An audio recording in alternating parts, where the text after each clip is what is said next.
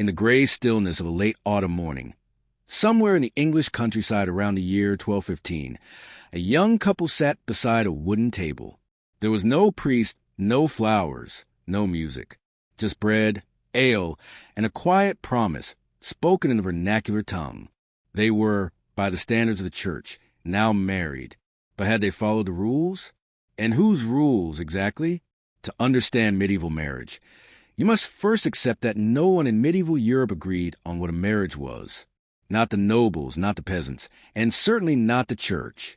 Marriage in the early Middle Ages was mostly a private contract. Two people, sometimes encouraged, sometimes forced by their families, made a spoken agreement. Witnesses helped, but weren't strictly necessary. There were no standard forms, no centralized records, no official stamps.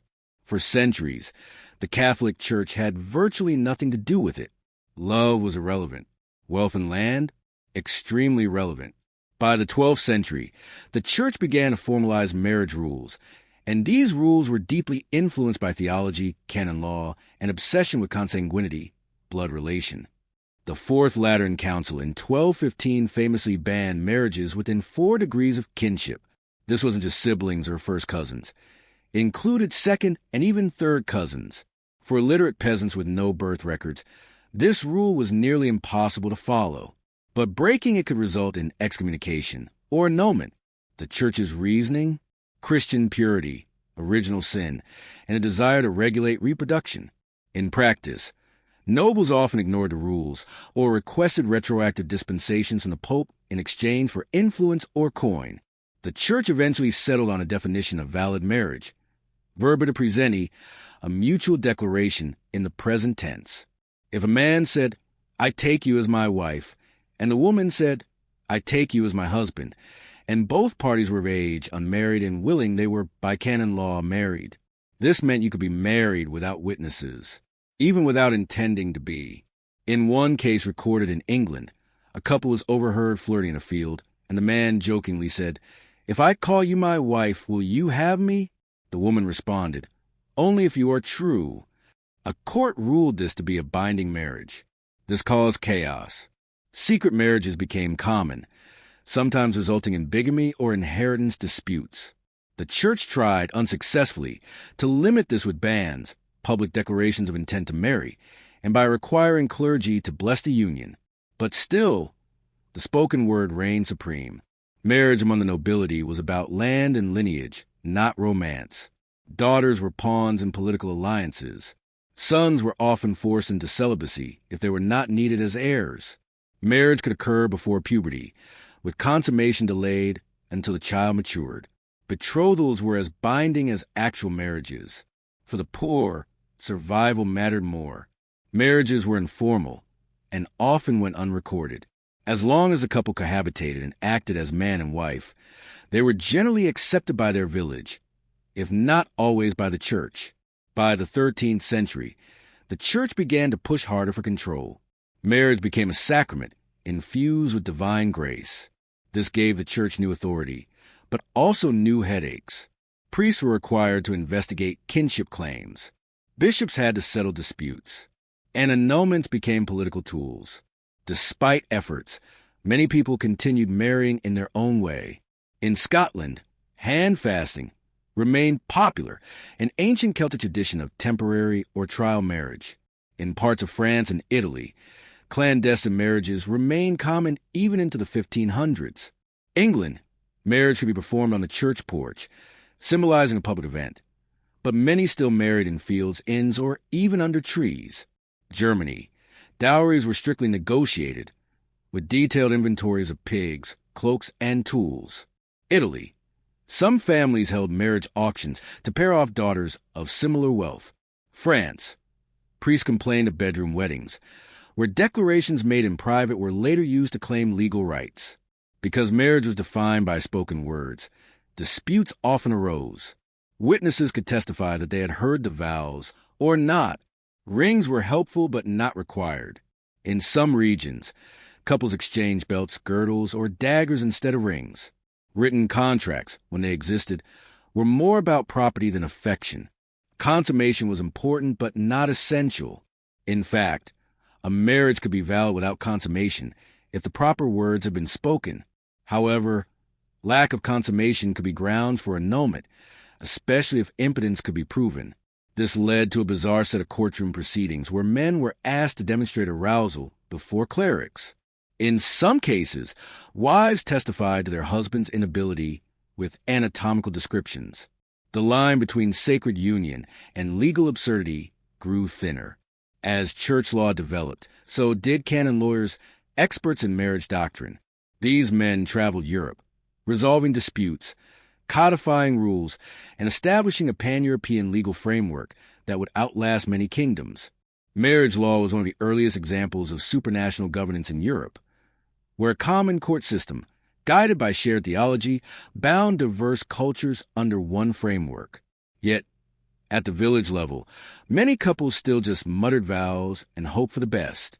So how did these tangled threads of personal promises, theological doctrines, and feudal strategies evolve into more familiar marriage we recognize today? And why did the church cling so tightly to rules it often failed to enforce? As the medieval period wore on, marriage law grew increasingly entangled with issues of property, legitimacy, and political maneuvering.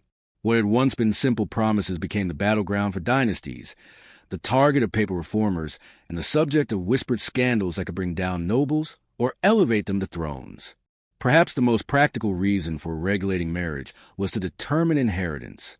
In feudal Europe, land was power, and that power was inherited through legitimate offspring. This placed enormous weight on whether a marriage was valid in the eyes of the church and local law. If a child was born outside a valid marriage, they were labeled illegitimate and often barred from inheriting.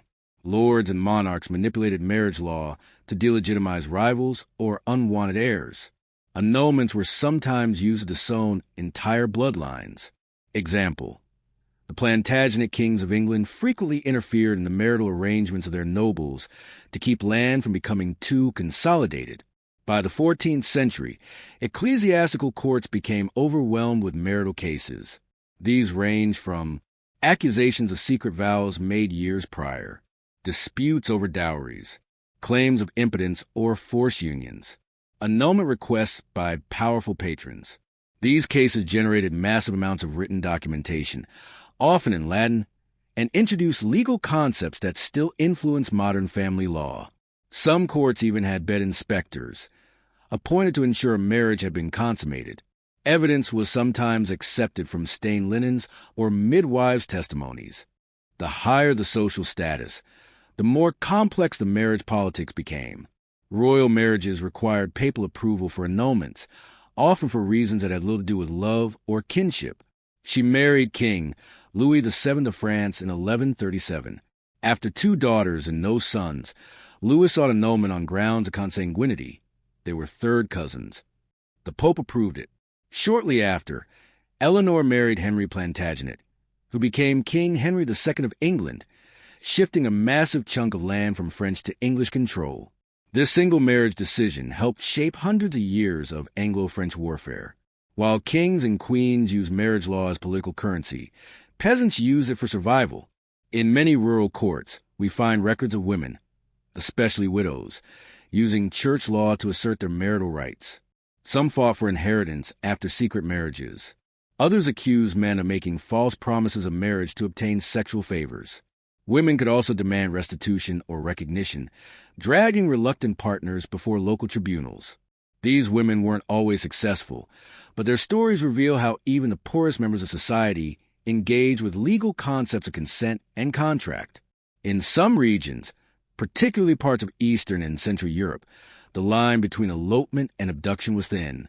A man might claim a woman had consented, while her family argued otherwise. The church tried to balance free will of the couple, obedience to parents, public morality. Punishments varied. In some towns, forced marriage carried a fine. In others, it was a capital crime. Yet the ambiguity meant that many young women were effectively coerced, and the church's focus on verbal consent meant a woman's coerced yes was often legally binding.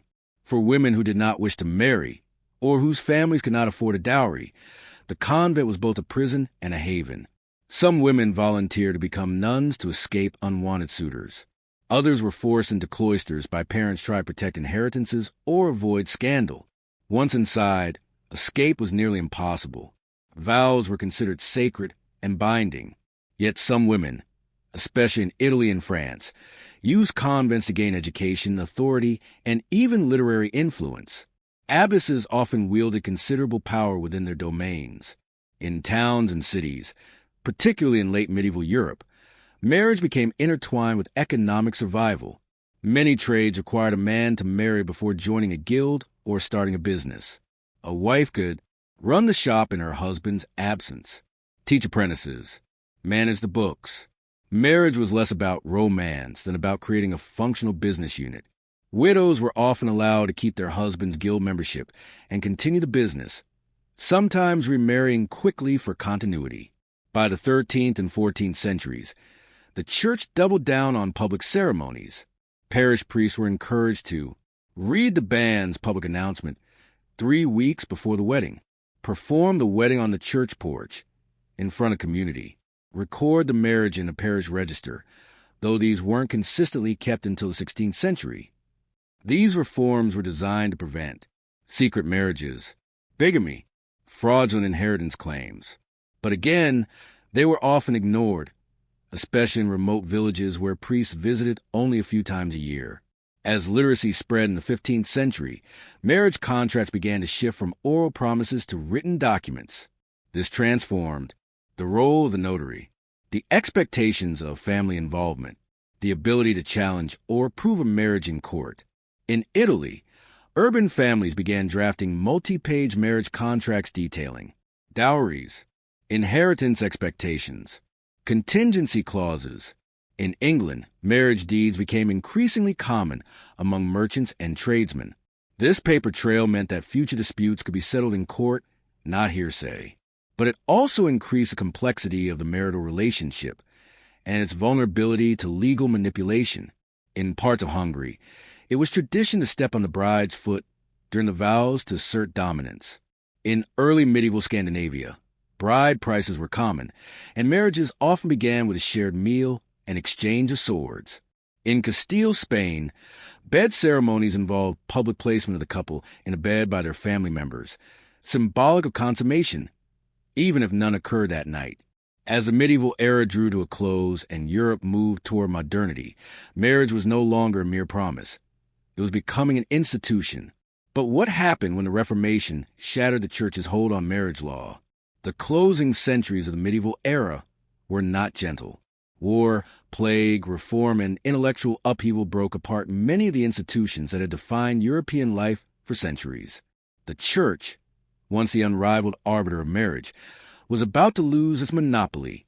In this final section, we trace the unraveling of ecclesiastical control over marriage in the slow, sometimes tedious birth of modern family law, filled with censuses, paperwork, and registrars.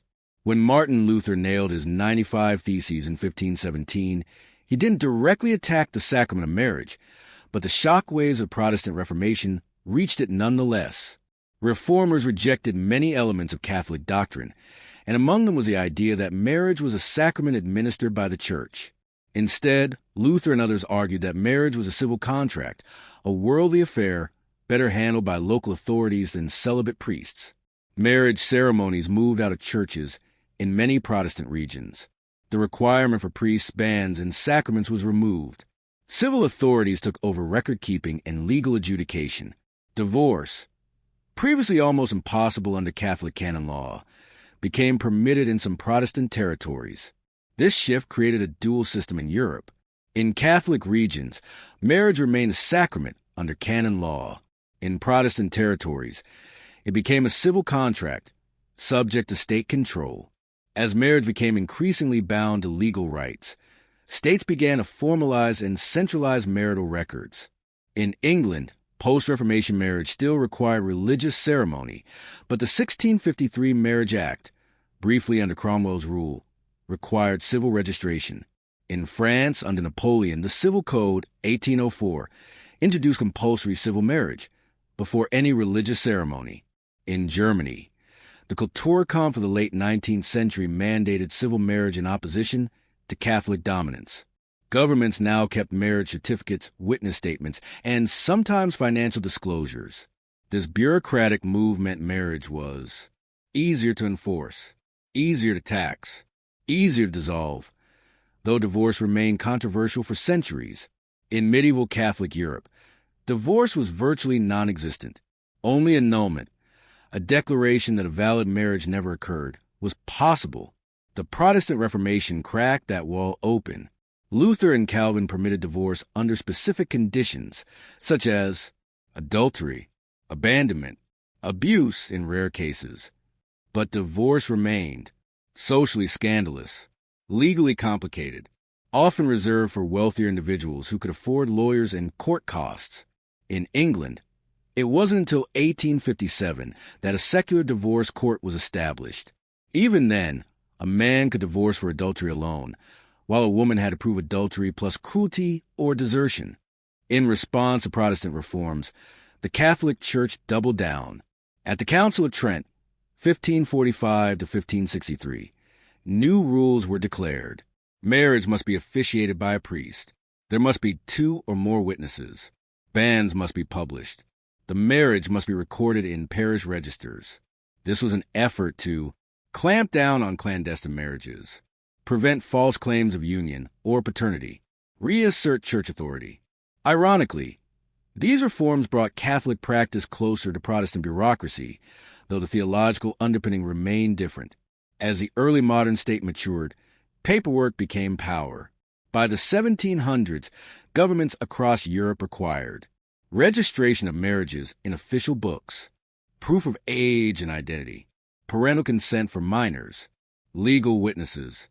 In some places, a couple needed to obtain a license, pay a fee, post public notices, appear before a civil magistrate. These procedures, boring as they may seem, were revolutionary. They created a uniform standard of marriage, the ability to track population and inheritance, a legal framework for challenging abuse, bigamy, or fraud. With marriage now firmly embedded in law, women's roles within it began to shift slowly and unevenly. A woman's property became her husband's upon marriage. She had no independent legal identity, coverture. She could not initiate divorce or own land separately. England's Married Women's Property Acts, 1870, 1882, allowed women to retain earnings and own property. In France, Napoleonic laws slowly eroded absolute male dominance, though husbands still retained broad authority into the 20th century. In some parts of Scandinavia, laws were passed in the 1800s that gave women independent legal status. Even with all this change, medieval traditions persisted well into modern times. In rural areas, common law marriages remained popular, especially in frontier societies like 18th century America or pre-industrial Ireland. Hand fasting, though outlawed by churches, reappeared in folk ceremonies. Promise rings, symbolic tokens, and personal vows remained meaningful to couples, even if no legal force attached to them. In many ways, the medieval model, 2 people agreeing before God or community, never quite vanished. Year, milestone, 1215. Fourth Lateran Council formalizes consent-based marriage. 1500s. Protestant Reformation introduces civil marriage. 1545 to 63. Council of Trent mandates priestly oversight. 1653. English Civil Marriage Act under Cromwell. 1804. Napoleon's Civil Code introduces secular marriage registration. 1857. English Divorce Court established. 1900s. Property and legal reforms improve women's marital rights. Looking back, the medieval world's chaotic and inconsistent marriage practices might seem alien, but they reflect a society in transition, from tribal bonds to feudal alliances, from sacred vows to secular law. What began as a whispered promise in a field became a binding contract, enforced by church and crown alike. Today's familiar practices, wedding licenses, rings, registries, and divorce proceedings, are built upon centuries of slow, bureaucratic evolution. Yet the core idea remains the same. 2 people agreeing to face the future together within the rules and norms of their time. If the church had never intervened, if marriage had remained a private promise? Would modern society look drastically different? And what are today's battles over marriage laws?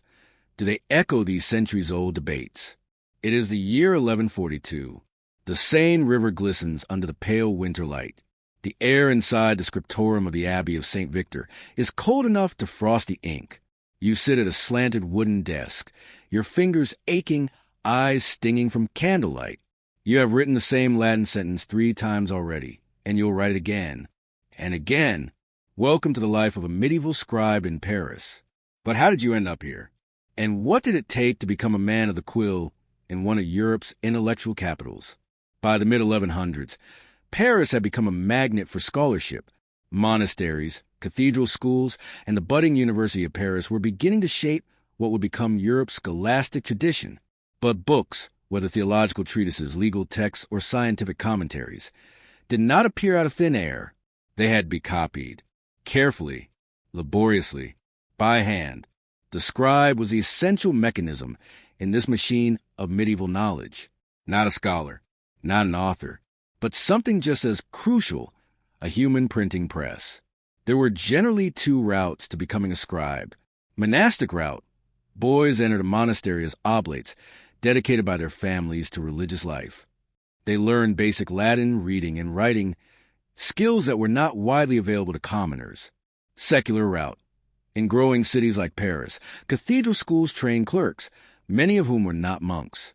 These men often became notaries, chancery writers, or scribes for hire. What united both paths was literacy in Latin, a precious and specialized skill. Most people in Europe, peasants, nobles, even some minor clergy, could not read or write. Scribes were few, and their training was slow. Writing Latin wasn't just about knowing grammar. It was about replicating a highly standardized, elegant script that could be read across regions. Training began with wax tablets. Beginners etched letters into wax with stylus, erasable, cheap, and ideal for repetition. Copybooks. They practiced minuscule scripts, each letter requiring precise form. Dictation. Teachers would read aloud from Latin texts, and students would write them down, building memory and fluency. Mistakes were harshly criticized.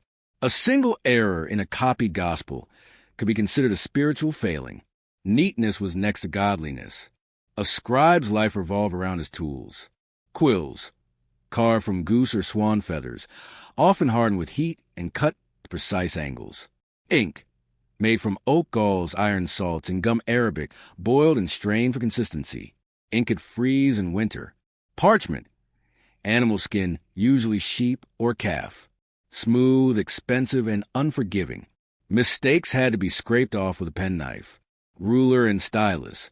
For ruling the page, guidelines had to be exact before writing began. The process was painstaking. A full Bible could take several years to complete. The scriptorium was both workplace and sanctuary, lit by windows or candles, often freezing cold. Silent or nearly so. In some monasteries, scribes communicated using hand gestures, overseen by a scriptor who assigned tasks and corrected errors. Copying was methodical. Lay out the parchment. Rule lines with a stylus. Write slowly, perhaps 20 to 30 lines per hour. Check against the master copy. Illumination, if required, was left to separate artists. In many monasteries, scribes alternated between copying, praying, and manual labor. It was a life of discipline, tedium, and a strange kind of reverence for language, for scripture, and for permanence. In 12th century Paris, scribes worked on a wide range of texts, depending on their setting.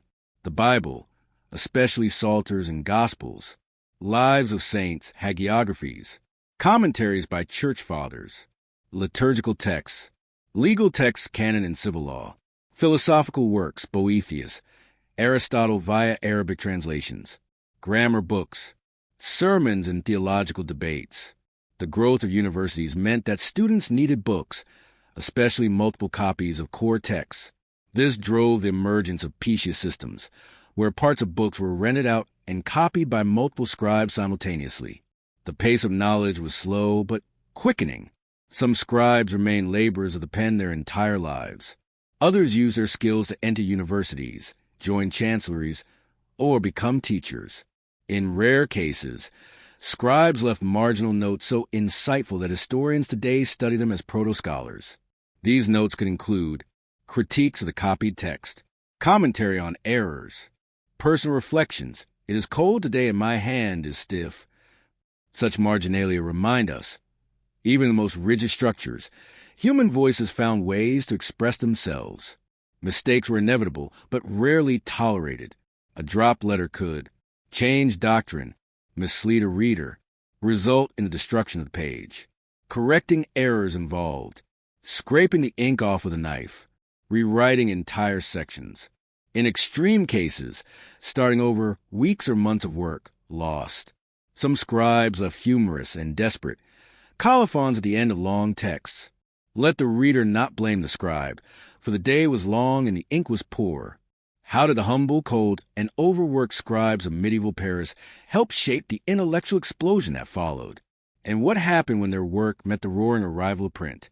We left off in the flickering cold of a Parisian scriptorium, where scribes hunched in silence, copying lines they may not fully understand, leaving behind ghostly ink trails that would outlast kingdoms. But beyond the physical labor, the life of a scribe was part of something much larger, a system of intellectual production that was shifting, slowly, into a new kind of medieval information economy. A scribe didn't just copy words. They replicated scripts, each with its own rules, history, and purpose.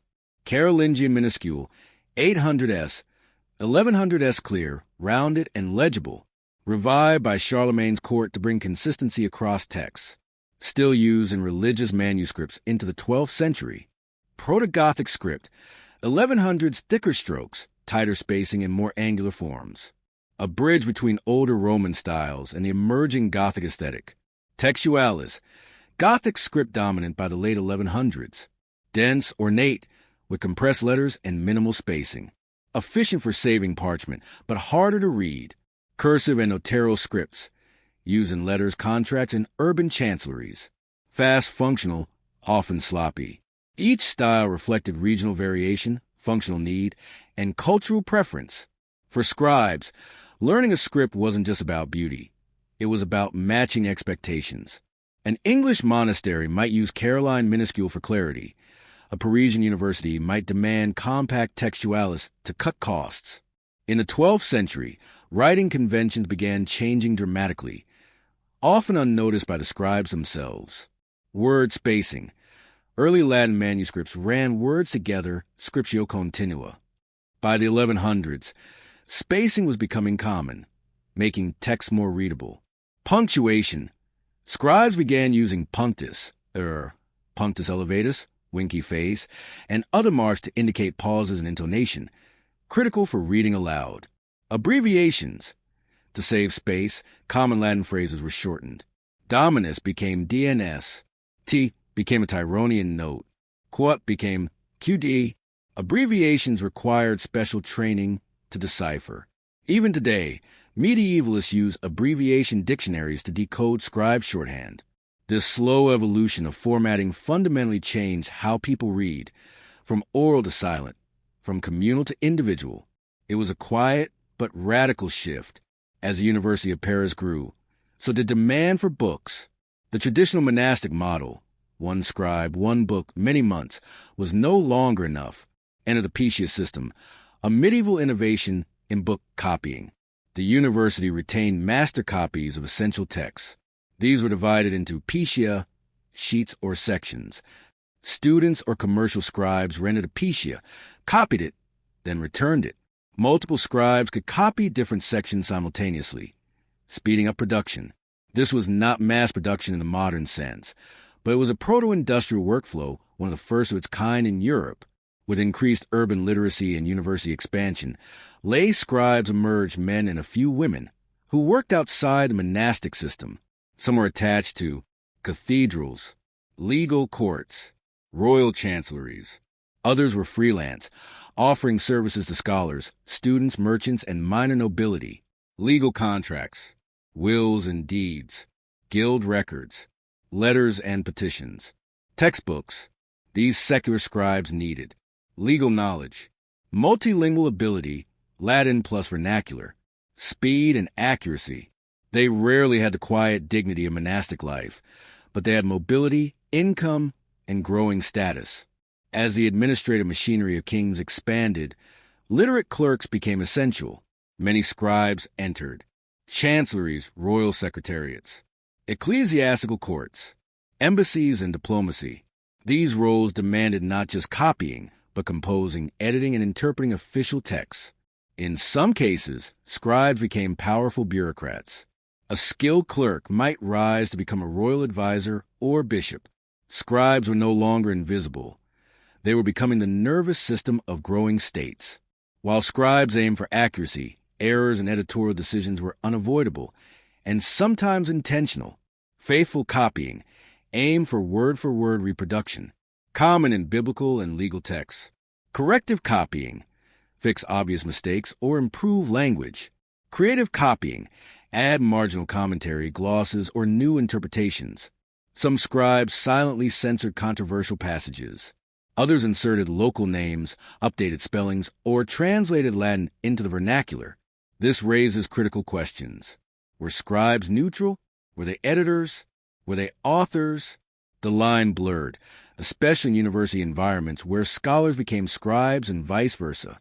While most scribes worked in black and brown inks, some manuscripts were illuminated, adorned with gold, colored paints, and intricate illustrations.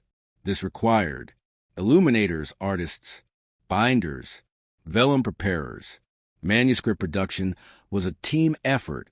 A single luxury manuscript could pass through 10 to 12 pairs of hands, each with a specialized role. In Paris, especially, luxury psalters and devotional books were commissioned by wealthy patrons. These were not just texts, they were status symbols. The scribe in 12th century Paris was more than a copyist. He was a craftsman of text, a guardian of memory, a technician of script, a quiet revolutionary in how humans process information. By perfecting script, standardizing text, and building the infrastructure of intellectual life, scribes paved the way for the university, the legal state, and, eventually, the printed book.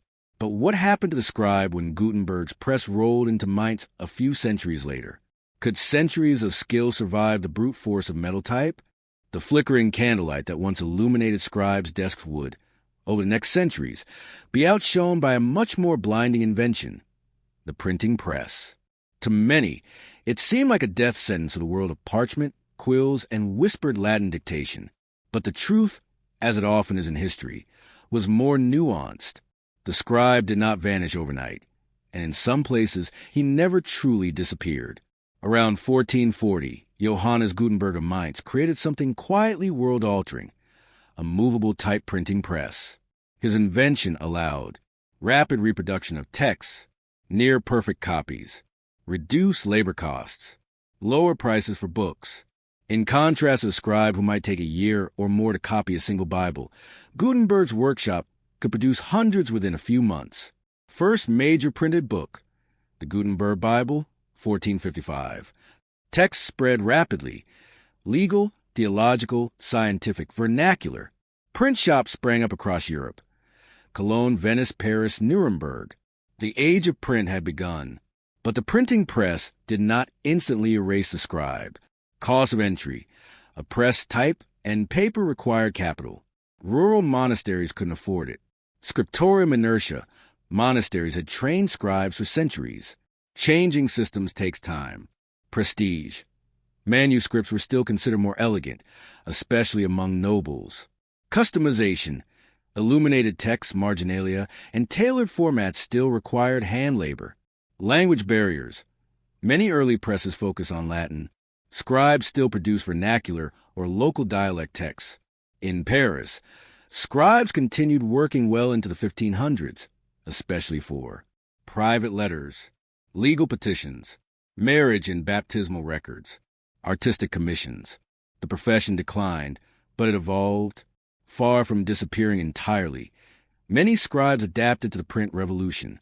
Proofreaders, Latin literate scribes, were hired to review printed text for errors. Compositors, their deep familiarity with letter forms made them ideal for arranging movable type. Editors, Scribes turned scholars began curating printed editions of classical works. Stationers. Some ran bookshops that copied and sold manuscripts alongside printed texts. In early printing workshops, the boundary between scribe and printer was porous. Some scribes even copied printed books by hand, especially in remote regions or for ceremonial purposes. The reverence for hand-copied texts endured. One of the most transformative effects of print was the rise of vernacular languages. Scribes had typically worked in Latin, the lingua franca of the church and university. But printers quickly discovered books in German, French, English, and Italian sold better. Readers outside the clergy wanted access to religious texts, romances, and practical guides. The democratization of language meant scribes, who often resisted vernacular writing, had to adapt or fade. In time, the universities that had trained generations of scribes would pivot toward publishing rather than copying. Despite its decline in book production, scribal labor did not vanish. It migrated. Scribes found new homes in state bureaucracies, chanceries, tax offices, border control, church archives, legal systems recording verdicts, drafting legislation. The administrative state of the early modern period relied on handwritten documents until well into the 19th century. In France, professional copyists, known as expeditionaires, handled state paperwork long after movable type was standard. In the Ottoman Empire and Qing China, scribes flourished into the modern era, managing multi-layered imperial bureaucracies.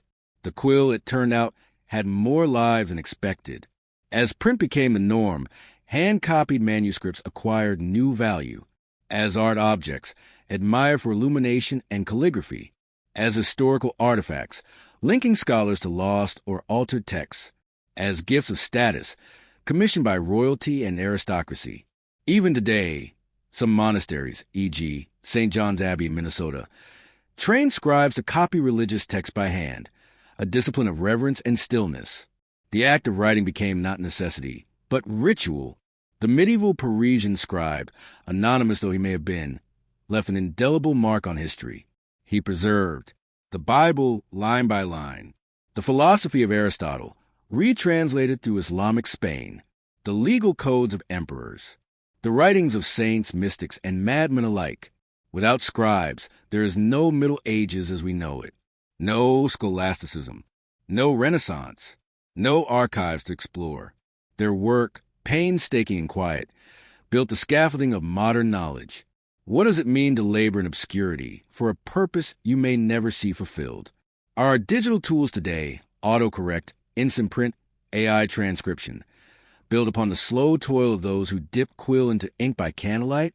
And what do we lose when the page no longer bears the mark of a human hand?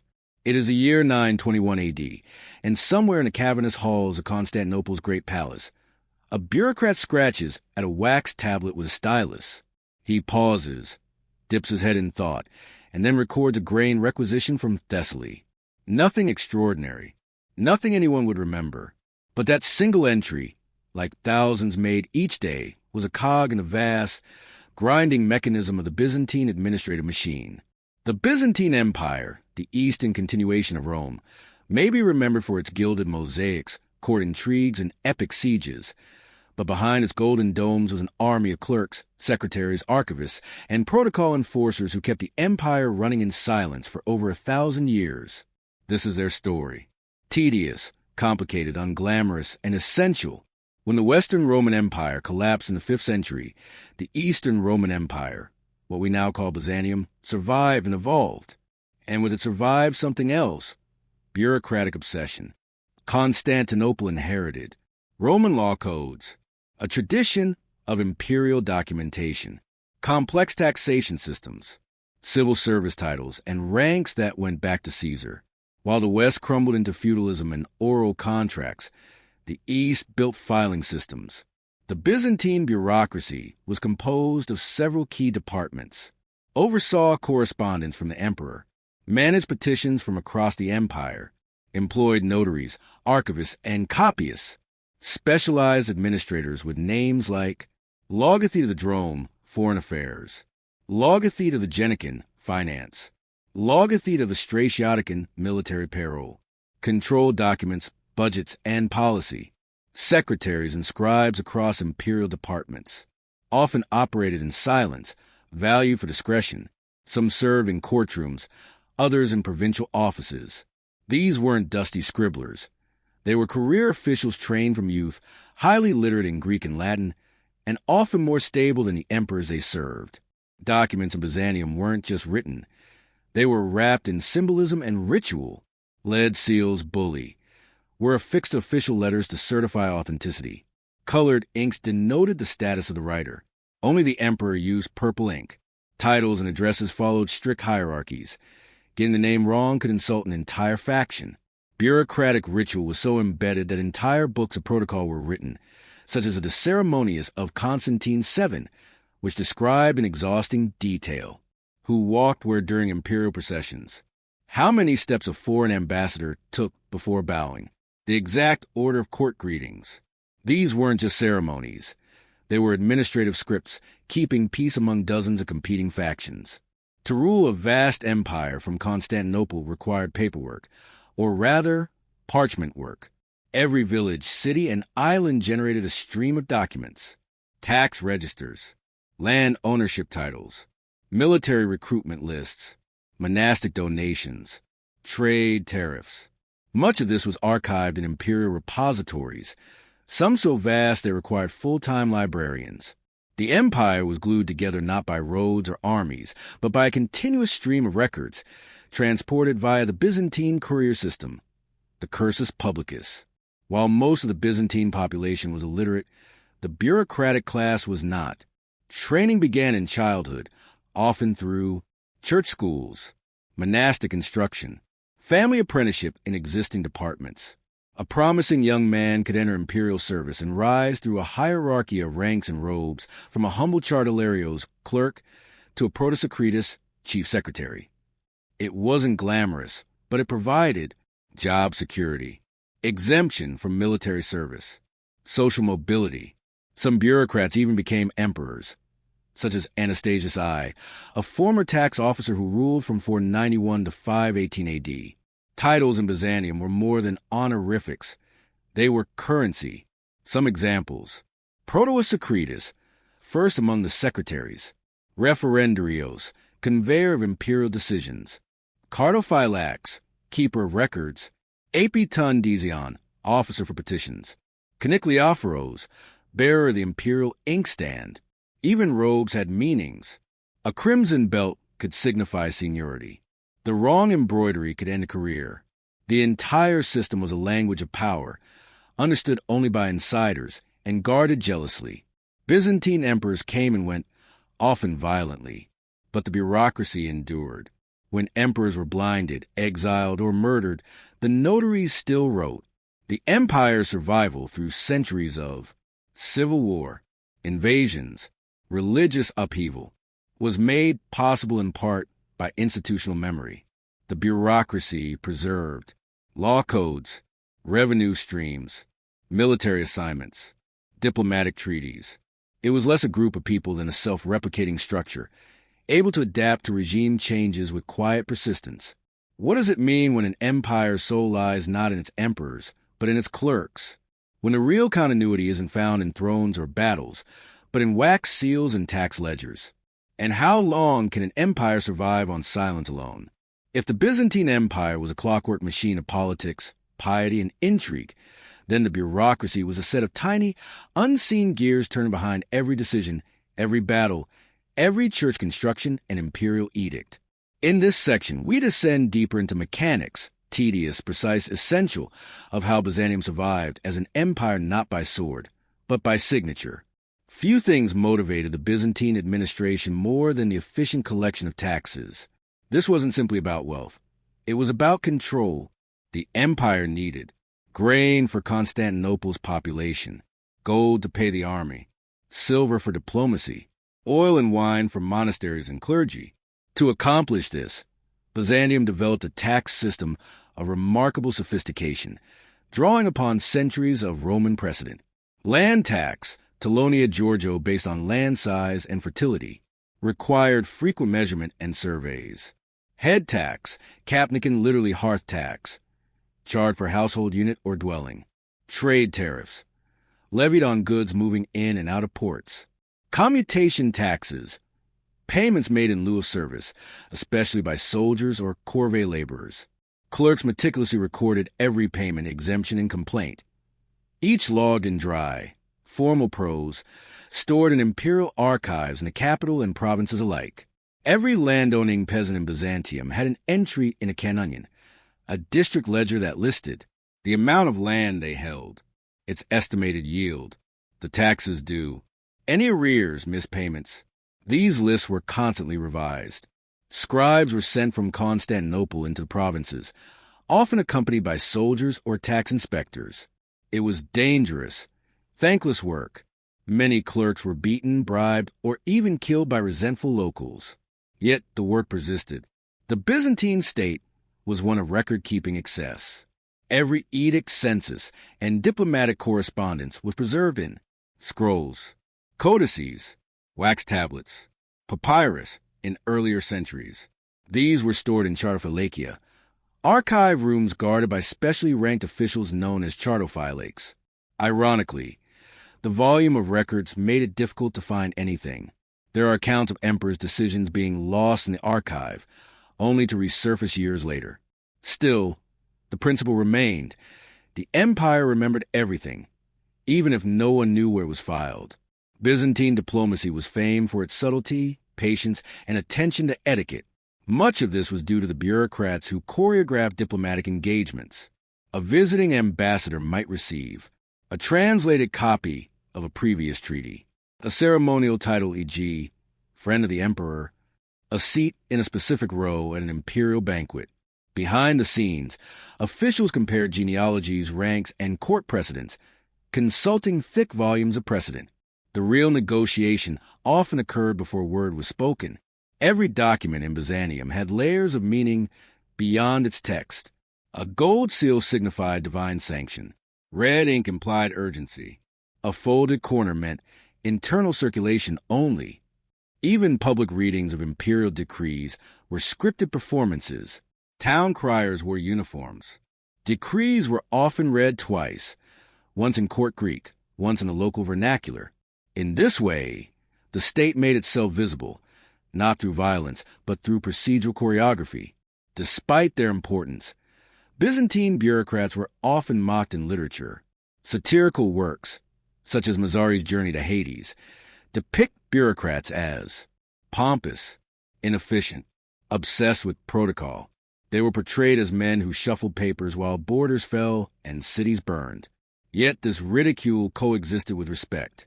The bureaucracy had permanent power, even as emperors came and went. In the Byzantine worldview, divine order flowed through bureaucratic channels, titles, offices, procedures, just as it flowed through the church. By the 11th and 12th centuries, the Byzantine bureaucracy had grown so dense that it began hindering the empire. Excessive paperwork delayed military responses. Nepotism and corruption flourished. Some tax forms became so convoluted that only career clerks could understand them.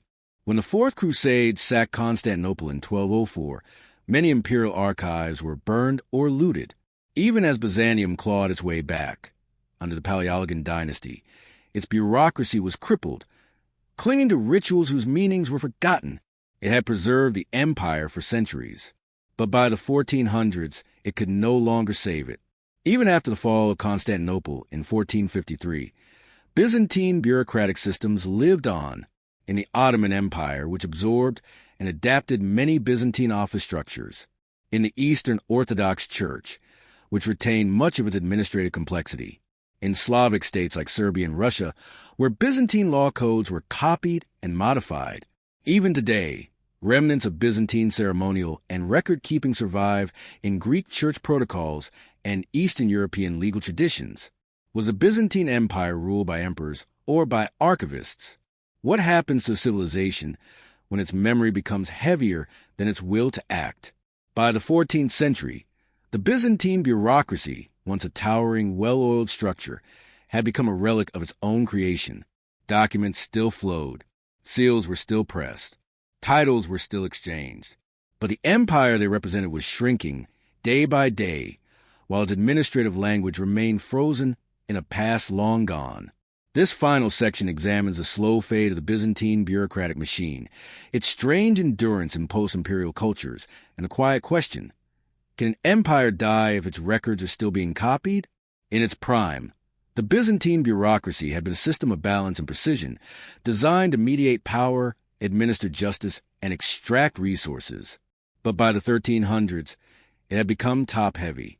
Positions were duplicated, with minor differences in title but no function. Revenue offices continued to issue forms for provinces lost to the Ottomans or Serbs. Clerks compiled reports no one read, bound in silk thread, and locked in archives no one visited. The empire could no longer afford soldiers, but it still funded archivists. This wasn't entirely wasteful. Bureaucratic inertia preserved continuity, kept cities functioning, and preserved Byzantine identity even as Constantinople's walls crumbled. But it also became a ritual of denial, a way of pretending the empire remained what it had once been. Even as provincial territories were lost, the capital city of Constantinople maintained its bureaucratic grandeur. Chancelleries continued to issue charters to monasteries, often referencing ghostly donors in extinct villages. Ceremonies still demanded precise seating arrangements and golden ink signatures. Clerks wore outdated garments in long-forgotten colors of rank. Foreign diplomats from Venice or Genoa often marveled at the city's obsession with documents. They joked that Byzantines could sign treaties with one hand, while their walls were being scaled with the other. The last century of Byzantium saw some of its most prolific administrative writing, even as the state shrank to little more than Constantinople and its immediate surroundings. Records from this time show desperate land grants to secure loyalty, genealogical records to assert imperial legitimacy, legal debates over court precedents for now irrelevant titles. In one surviving example, an official argued at length over whether he should be seated third or fourth in a ceremony, while plague and famine ravaged the countryside. This wasn't just pedantry. For Byzantines, order was sacred. Even in ruin, they copied, sealed, and filed. When Mehmed II's Ottoman forces stormed Constantinople in May 1453, they didn't just conquer a city. They interrupted a filing system over 1,000 years old. Much of the city's bureaucracy was destroyed or scattered. Archives were looted or burned. Clerks were killed, enslaved, or fled. Administrative traditions, once the envy of Europe, vanished overnight. But not entirely. Despite its fall, Byzantium's paper legacy lived on. Adopted the Byzantine practice of centralized record-keeping, inherited office structures, titles, and scribal training techniques. Continued the use of seals, protocol manuals, and meticulous land registries. Retained complex systems of canon law, notarial procedure, and liturgical hierarchy. Preserved Byzantine-style archives in monasteries like Mount Athos. The Serbian Empire and Tsardom of Russia modeled their administration after Byzantine norms. Russian Tsars styled themselves Emperors of the Third Rome, claiming succession from Constantinople. Bureaucratic titles like grammatikos, scribe, remained in use into the early modern period. What Byzantium lost: a functioning empire, territory, armies, wealth, the living culture of imperial court life. What Byzantium didn't lose: a paper trail of itself, a culture of careful copying, an idea of order based on documentary permanence. Some archives, like those of Mount Athos, contain scrolls dating back over 1,000 years, written by anonymous clerks who never imagined their words would survive the empire itself. In many ways, Byzantium was not an empire of war or conquest, but an empire of paper. Rome left roads. Byzantium left regulations. The Franks left cathedrals. Byzantium left notarial formulas. Mongols left legends. Byzantium left land grants in triplicate. The Byzantines believed that through proper recording, reality could be managed, tamed. And in that belief, they foreshadowed the modern state. What if the measure of a civilization isn't what it built, but what it remembered? Is an empire truly gone if its documents still exist, if its bureaucratic fingerprints still shape modern institutions? And if memory can live in ledgers and seals, does that make the scribe, not the soldier, the true guardian of history? Imagine standing in a slow-moving queue beneath the hot Roman sun. You are not a senator or soldier, but a citizen of the plebs urbana, And today is distribution day. Somewhere ahead, under the watchful eyes of clerks and soldiers, a ration of grain awaits you. Not money, not gold, grain. In ancient Rome, grain was more than food. It was policy, power, and currency. It underpinned politics, sustained empires, and shaped social contracts in a way few commodities ever have. Behind every loaf of bread was a supply chain, a government policy, and a set of regulations known collectively as the grain laws. This is a story of how an empire was governed by granaries. From the early republic through to the late empire, Rome's appetite for grain defined its governance. Rome's population at its height reached over 1 million people, the largest city in the ancient world. Feeding such a population required over 150,000 tons of grain per year. Much of this grain was imported, not grown locally. This made Rome extremely vulnerable to drought, pirates, political disruption, regional rebellions. And so, to keep the people fed and the city stable, Rome created one of the most sophisticated food supply systems in pre-industrial history. Central to this system was the annona, the state-run grain supply authority. Originally an informal duty of aediles, magistrates, it eventually became a powerful bureaucratic institution. By the time of the late Republic, the cura annoni was a permanent office, often held by consuls or emperors themselves. Importation from Egypt, Sicily, North Africa. Storage in massive warehouses, horia, along the Tiber. Distribution to citizens, soldiers, and even slaves. Price regulation in urban markets. It was both a logistical marvel and a bureaucratic burden. The supply chain began in the provinces, where grain was harvested and loaded onto merchant ships. The Roman state built and maintained fleets of grain ships, navis honoraria, offered tax breaks and legal immunity to ship owners willing to carry grain during stormy months. Stationed naval patrols to protect grain convoys from pirates. Grain was moved from Egypt via Alexandria, North Africa, Carthage, and Cyrene, Sicily, sometimes even Gaul and Spain. The grain arrived at the port of Ostia and was then transported upriver to Rome itself. Delays meant riots. Disruptions meant civil unrest.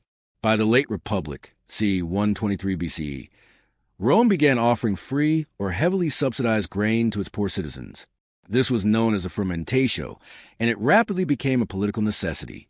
Gaius Gracchus introduced regular grain distributions to the urban poor. Later laws capped grain prices, regardless of market value. By the time of Julius Caesar, over 150,000 citizens were receiving monthly grain rations. Augustus later reduced the rolls, but formalized the system, making it a permanent feature of imperial policy. Bread was now a public right and a tool of social control. To qualify for the grain dole, citizens had to register. Recipients were given tesserae frumentarii, small tokens or tablets that identified their right to grain. Distribution was organized by district, with citizens reporting to assigned granaries. Clerks verified names, marked lists, and ensured quotas. It was a system ripe for fraud, bribery, clerical error, but it generally worked, at least well enough to keep the peace. Why did the Roman state go to such lengths to subsidize grain? Because hungry people revolt. Roman elites understood that grain distribution was a form of social insurance. It pacified the poor. It prevented uprisings. It reinforced the emperor's role as paterfamilias, father of the Roman people. This gave rise to the phrase panem et circenses, bread and circuses, coined by the poet Juvenal. The people longed eagerly for just two things, bread and games. Bread was never just bread, it was policy.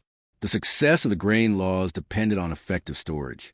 Rome built massive granaries, horia, with raised floors to prevent moisture, ventilation systems, rodent control measures. Despite this, spoilage was common. Damp grain rotted quickly. Poor record-keeping led to mismatches between supply and need. Insects could ruin tons of stock in weeks. The city sometimes faced quiet grain crises, narrowly averted by emergency shipments or imperial decrees. Managing this system were layers of functionaries.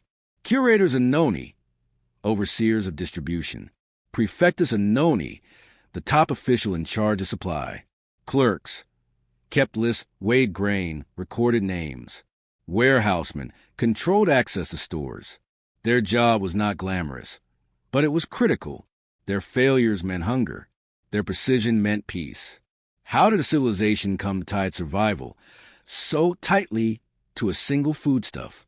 And what happens when the state becomes more dependent on feeding people than leading them? In the previous section, we saw how grain fed the Roman people, stabilized the capital, and acted as a quiet pillar of imperial power. But behind the efficiency of the Annona system lay a growing network of vulnerabilities: corruption, black markets, bureaucratic overload, and geopolitical risk. Rome's greatness, in a very real sense, became tethered to the grain trade, and its unraveling was slow, subtle, and far more dangerous than many realized at the time. As more emperors embraced grain subsidies, the program expanded, but so did its financial burden. By the 3rd century AD, the grain dole had evolved into a monthly bread dole panis, with actual loaves distributed instead of raw grain. Other foodstuffs were eventually added: olive oil, pork, wine. The total logistical cost of feeding hundreds of thousands of citizens was staggering. Ship construction and maintenance, provincial procurement, urban storage and guards, staff salaries, emergency imports. Much of this was paid through provincial taxation, often collected in kind, meaning farmers in Egypt, Africa, and Sicily sent literal tons of grain to Rome instead of coin. The empire, in essence, had created a redistribution economy built on wheat. As with any massive bureaucracy, opportunities for fraud and theft multiplied. Common forms of abuse included skimming off grain at storage sites, forging tesserae to receive multiple rations, paying bribes to be added to the rolls, selling free grain on the black market. Officials tasked with overseeing the system, like the Praefectus Annoni, were powerful but often accused of profiteering.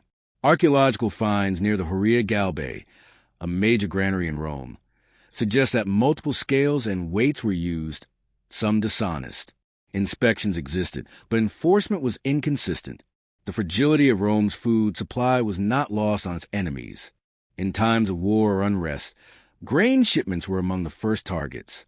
Pirate raids in the 1st century BCE led to food shortages and riots in Rome. Pompey the Great was given extraordinary powers to eliminate piracy. As a result, Carthaginian wars severely affected grain flow from Sicily and North Africa. During the crisis of the 3rd century, Germanic invasions and civil wars interrupted the flow of grain across the Mediterranean. Rome's dependence on distant provinces made it incredibly vulnerable. Without grain, the city teetered on the brink of collapse, socially and politically. As threats mounted, the grain administration grew more centralized and militarized. Under Diocletian, late 3rd century, the empire was divided into more manageable dioceses with officials dedicated to grain management. A price edict on maximum prices, was issued in 301 AD in an attempt to curb inflation and profiteering, including the price of bread and grain. While Diocletian's reforms failed in many ways, they reflected a critical shift. The bureaucracy no longer merely supplied grain. It tried to control the entire economy surrounding it. The Annona became a model for other state-controlled resource systems, eventually extending into military provisioning and imperial factories. By the 4th century, the term Annona expanded beyond Rome's urban population to include the provisioning of the Roman army. This new branch, Annona Militaris, focused on supplying grain, wine, oil, and meat to frontier garrisons, creating military depots, using local requisitions, sometimes forcibly taken. It marked the transformation of the grain system into a total provisioning infrastructure, making it even more critical and prone to breakdown. The same machinery that once fed the forum now powered the frontier. The Roman state relied heavily on detailed record-keeping to manage the grain economy. These included census rolls to determine who qualified for rations, procurement records from provincial farms, storage inventories, shipping manifests, audit logs. Scribes recorded and updated these records in multiples, on wax tablets, papyrus, and occasionally stone inscriptions. In the event of conflict between documents, the one with the imperial seal, often in lead or gold, took precedence. Some tablets recovered from Vindolanda in Roman Britain even show communication between garrison commanders requesting grain shipments. Much of Rome's grain system rested on invisible, overlooked infrastructure. Granaries, horia, were built with raised floors and sloped roofs to minimize spoilage. Aqueducts and sewers serviced storage facilities to maintain cleanliness. Transport roads were maintained explicitly for grain carts, even after other roads were neglected. The port of Ostia was expanded under emperors like Claudius and Trajan specifically to handle increased grain traffic. The massive harbor complex could process hundreds of tons per day. Without these, the entire system would have failed. Even with planning, grain riots were common. The people of Rome, accustomed to regular distribution, reacted violently to late ships, empty storage bins, price spikes. Emperors risked legitimacy loss if they failed to deliver the annona. Several riots led to destruction of warehouses, attacks on officials, direct appeals to the emperor or senate. A well-fed populace could be complacent. A hungry one was revolutionary. Could an empire so powerful really be brought low by missing shipments of wheat? And if the grain system held Rome together, what happened when that system no longer worked? The system built to feed an empire had endured civil wars, foreign invasions, and internal corruption. But by the 5th century AD, the Roman grain system, the lifeline of the Eternal City, was collapsing. In this final section, we trace the slow unraveling of that system and the long shadows it cast on history. This is a story of how bread, once a symbol of imperial promise, became a whisper of what had been.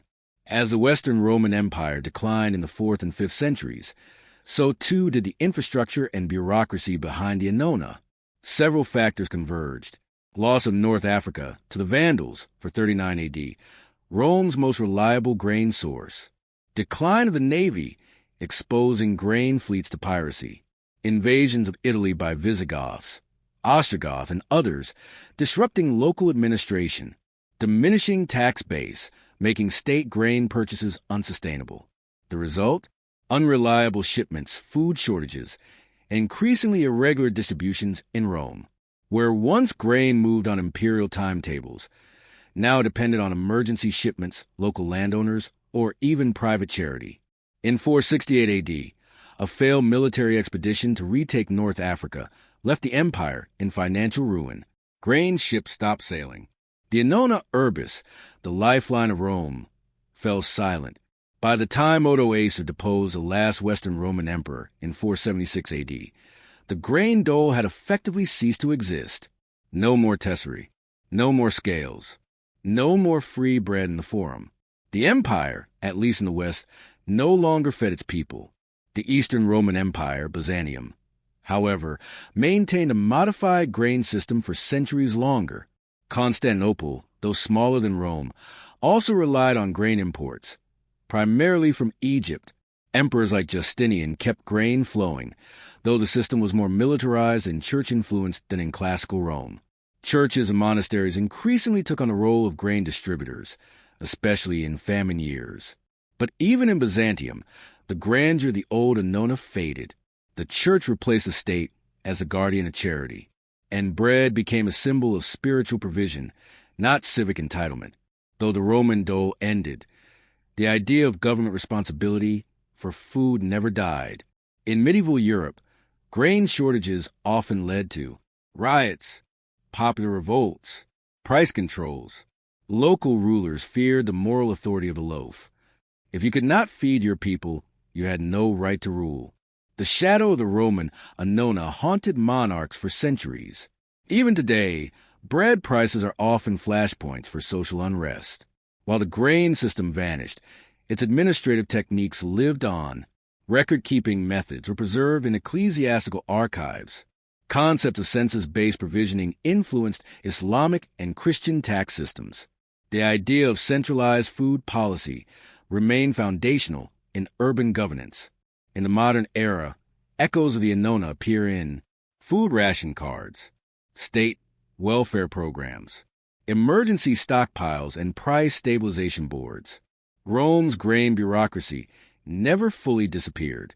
It simply changed names and desks. Bread in Rome was never just food. It was proof of citizenship, reward for loyalty, symbol of imperial stability. When the state handed out loaves, it was saying, you belong, you are protected, you will not go hungry. When the loaves stopped coming, it meant more than hunger. It meant the empire was no longer there. An account book found in Ostia records a grain tally from the early 5th century. The handwriting is hurried. The ink is fading. It ends abruptly mid-sentence. There is no follow-up, no annotation, no correction, just a quiet stop. It's not clear why the clerk stopped writing, but in that absence lies a profound truth. The fall of Rome was not only seen in burning cities, but in unfinished lists, empty granaries, and bread that never arrived. What does it mean when a government's most sacred duty becomes feeding its people? And what happens when it forgets how? Can power be measured in grain silos, just as surely as in palaces? And in the long memory of civilization, is a loaf of bread a more enduring symbol of empire than the sword? It is the year 1665, and London stinks. The streets are narrow, crowded, and riddled with the sour scent of rot. The bells toll more often now. Red crosses appear on doorways.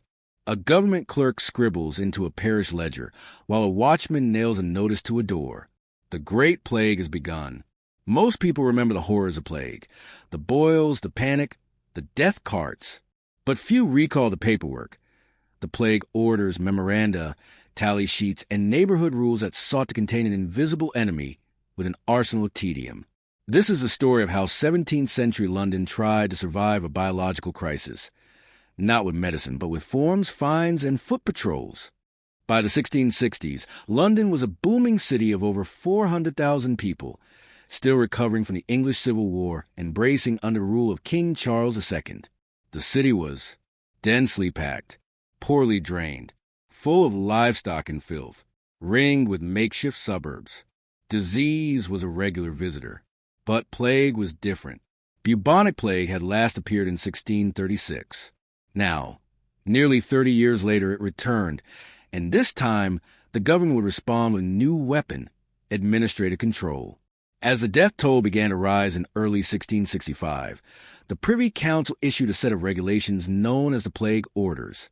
These orders were not revolutionary, but they were comprehensive, covering every detail of urban life.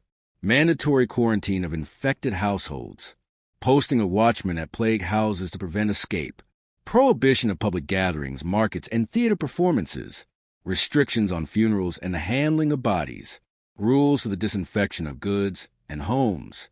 They were dry, rigid, and repetitive, and deadly serious. The enforcement of plague orders fell not to the king, but to local officials.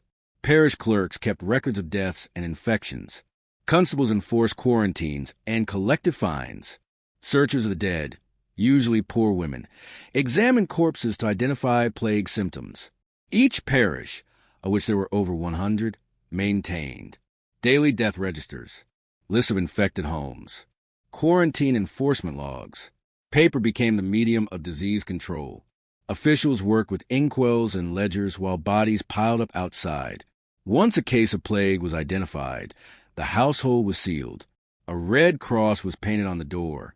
The words, "Lord have mercy upon us," were scrawled beneath it.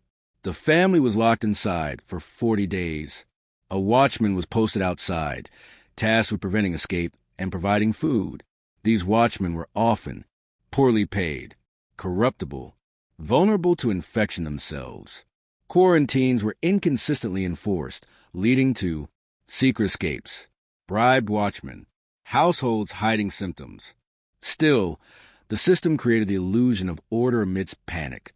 Plague orders included highly specific mandates about cleaning of streets assigned to rakers, use of vinegar to disinfect coins and clothes, burning of bedding, designated burial times, usually at night, limitations on trading, especially of second-hand goods.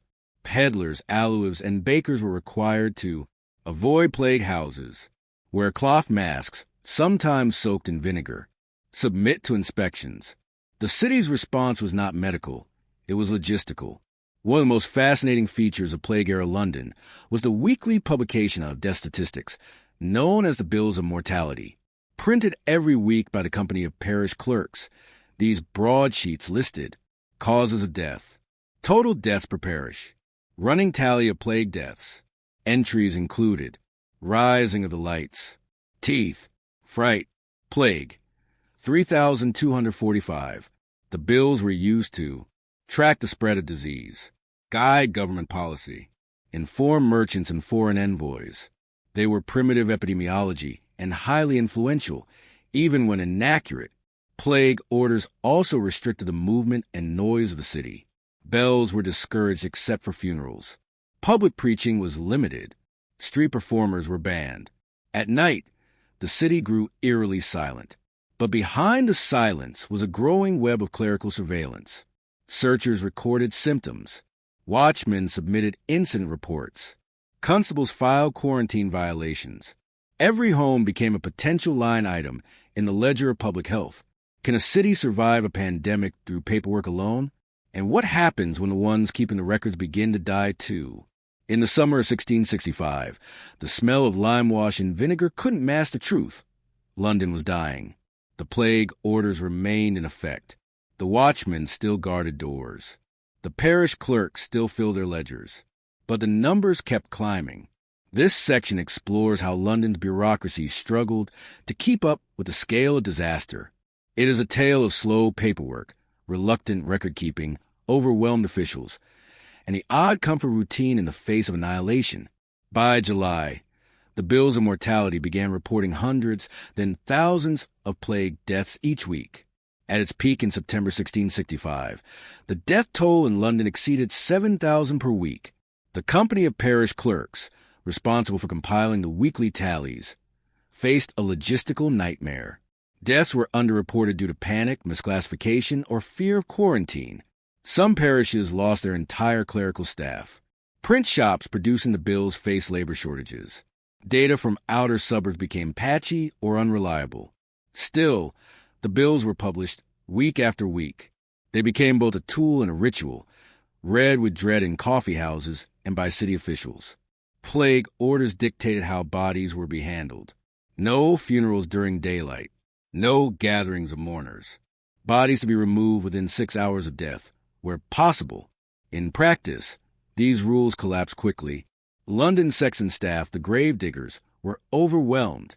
Some notable issues included mass graves plagued pits, open in churchyards and outskirts, dead carts roaming the streets with the infamous cry, "Bring out your dead!" Corpses left in homes for days, awaiting collection. Coffins reused when available. Bureaucrats continued to issue burial permits and tabulate deaths, but the scale soon outpaced the forms. Among the most overlooked and overworked figures in this system were the searchers of the dead, often elderly women. These untrained inspectors visited homes to examine corpses, determined cause of death, reported findings to the parish clerk. Their tools? Their eyesight, their judgment. Occasionally a vinegar-soaked cloth tied around the face. The job was dangerous, low status, and essential. Some searchers succumbed to the plague themselves. Others falsified reports, either out of fear or bribery. Despite these flaws, their work underpinned the entire system of plague accounting. In each parish, church wardens served as de facto crisis managers. They were tasked with distributing food to quarantine houses, paying watchmen and gravediggers, supervising disinfection of homes, approving funeral costs and shroud purchases. They worked with limited funds, unreliable supplies, a frightened population, often unpaid and exhausted. They filled ledgers and journals, balancing accounts while the city burned with fever. The plague orders unintentionally created an economic shutdown. Markets were closed. Theater performances were banned. Alehouses operated under strict limits or shut entirely. Traders avoided London altogether. As fear spread, so did price gouging and scarcity. Common consequences. Vinegar sold at absurd prices, believed to purify air and surfaces. Bread shortages in sealed parishes. Surge in counterfeit plague remedies. Still, the paperwork continued. City officials attempted to regulate prices, food distribution, trade permissions. A city half dead still tried to govern itself on paper. One of the hardest hit parishes was St. Giles in the Fields, located just outside the city wall. Between April and September 1665, over 3,500 people died of plague. The parish clerk continued to record deaths until he too succumbed. Church wardens' accounts reveal payments to searchers, watchmen, and even carpenters making extra coffins. Despite devastation, the records were maintained. Today, historians rely on these very ledgers, meticulously kept in real time during catastrophe. Alongside official records, personal letters provide insight into the emotional burden of the bureaucracy. In one letter, a parish officer wrote, "We keep the numbers though they grow, and still the lists are called. But each name is a neighbor, and I tire of writing them." Another records, "The watchers at the door have quit. I keep the book. I do not know why." The mechanical act of recording became a kind of mourning, a way of resisting chaos. What kind of society insists on maintaining perfectly ruled ledgers as its people vanish? Was it duty, denial, or something deeper? By October 1665, the worst had passed. The air cooled, the rats grew scarcer, and the plague retreated, abruptly and mysteriously. London would never be the same. In this final section, we examine the aftershocks of the Great Plague, the fate of the systems that tried to contain it, and the peculiar role of bureaucracy as both a shield and a shroud for a dying city. By the end of 1665, over 100,000 people, nearly a quarter of London's population, had died. Entire parishes were depopulated. Dozens of clerical positions remained unfilled. Bills of mortality, though still published, shrank in scope and reliability. No grand ceremony marked the end. No decree proclaimed victory. The paperwork simply stopped mentioning the plague. Like a fading column in a ledger, the pandemic became just another line in the history of loss. Just 1 year later, the Great Fire of London burned through 13,000 buildings, 87 churches, much of the city's civic and administrative infrastructure. It also destroyed parish archives, death registers, ledgers detailing quarantine, fines, and plague house records. In a cruel twist, the fire that cleansed London of its plague-haunted alleys also erased the evidence of how the city had tried to manage it. We know what we know today thanks only to surviving copies of bills of mortality, letters sent outside the city, fragmentary parish records stored off-site. The fire became the final act of forgetting. Historians still debate the effectiveness of the plague orders. On one hand, they attempted contact tracing, quarantine, and social distancing. They institutionalized public health procedures. They showed early attempts at data-driven governance. On the other hand, they failed to stop transmission. They deepened class divides. Wealthier citizens fled. The poor were sealed in. They led to abuses of power, scapegoating, and public panic. But in their failures, they taught future generations something valuable. Epidemics are not only biological, they are administrative. The systems developed in 1665 influenced 18th century smallpox containment strategies, 19th century cholera response and sanitation policy, the rise of public health offices and death registration systems. Even today, echoes of the plague orders persist in modern quarantine law, contact tracing protocols, disease reporting infrastructure. A city once paralyzed by infection became a template for how cities might respond in the future. In some parishes, the last names recorded were those of clerks themselves. In others, the final entries are incomplete, scribbled, crossed out, written in unfamiliar hands. We don't know their names, but their effort to document disaster even as it overtook them is one of the quietest acts of courage in history. When the world falls apart, what do we turn to? Science? Prayer? Law? Or simply the ritual of record-keeping? The belief that if we write it down, if we follow the rules, the worst won't happen? Is bureaucracy our attempt to control death, or just to delay our reckoning with it? It is a still morning in 10th century Cordoba. The air is cool, perfumed with orange blossoms and rosemary. In the garden of a scholar's estate, a small bronze vessel slowly fills with water. As it does, a floating disc rises. When the water reaches a mark, a bell rings. Time has passed, but not by a sundial, nor by the tolling of a church bell. It passed by clepsydra, a water clock, one of the most elegant tools of medieval Islamic science.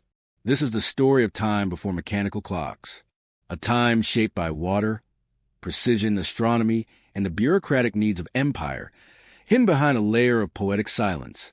During the 8th to 15th centuries, the Iberian Peninsula was home to Al-Andalus, a Muslim-ruled region famous for its libraries, scholars, gardens, architectural harmony. Cities like Córdoba, Toledo, and Seville became centers of learning, where mathematics, astronomy, engineering, and philosophy flourished. Time mattered in this world, not just philosophically, but practically. Prayer times had to be calculated precisely. Astronomical observations needed standardization.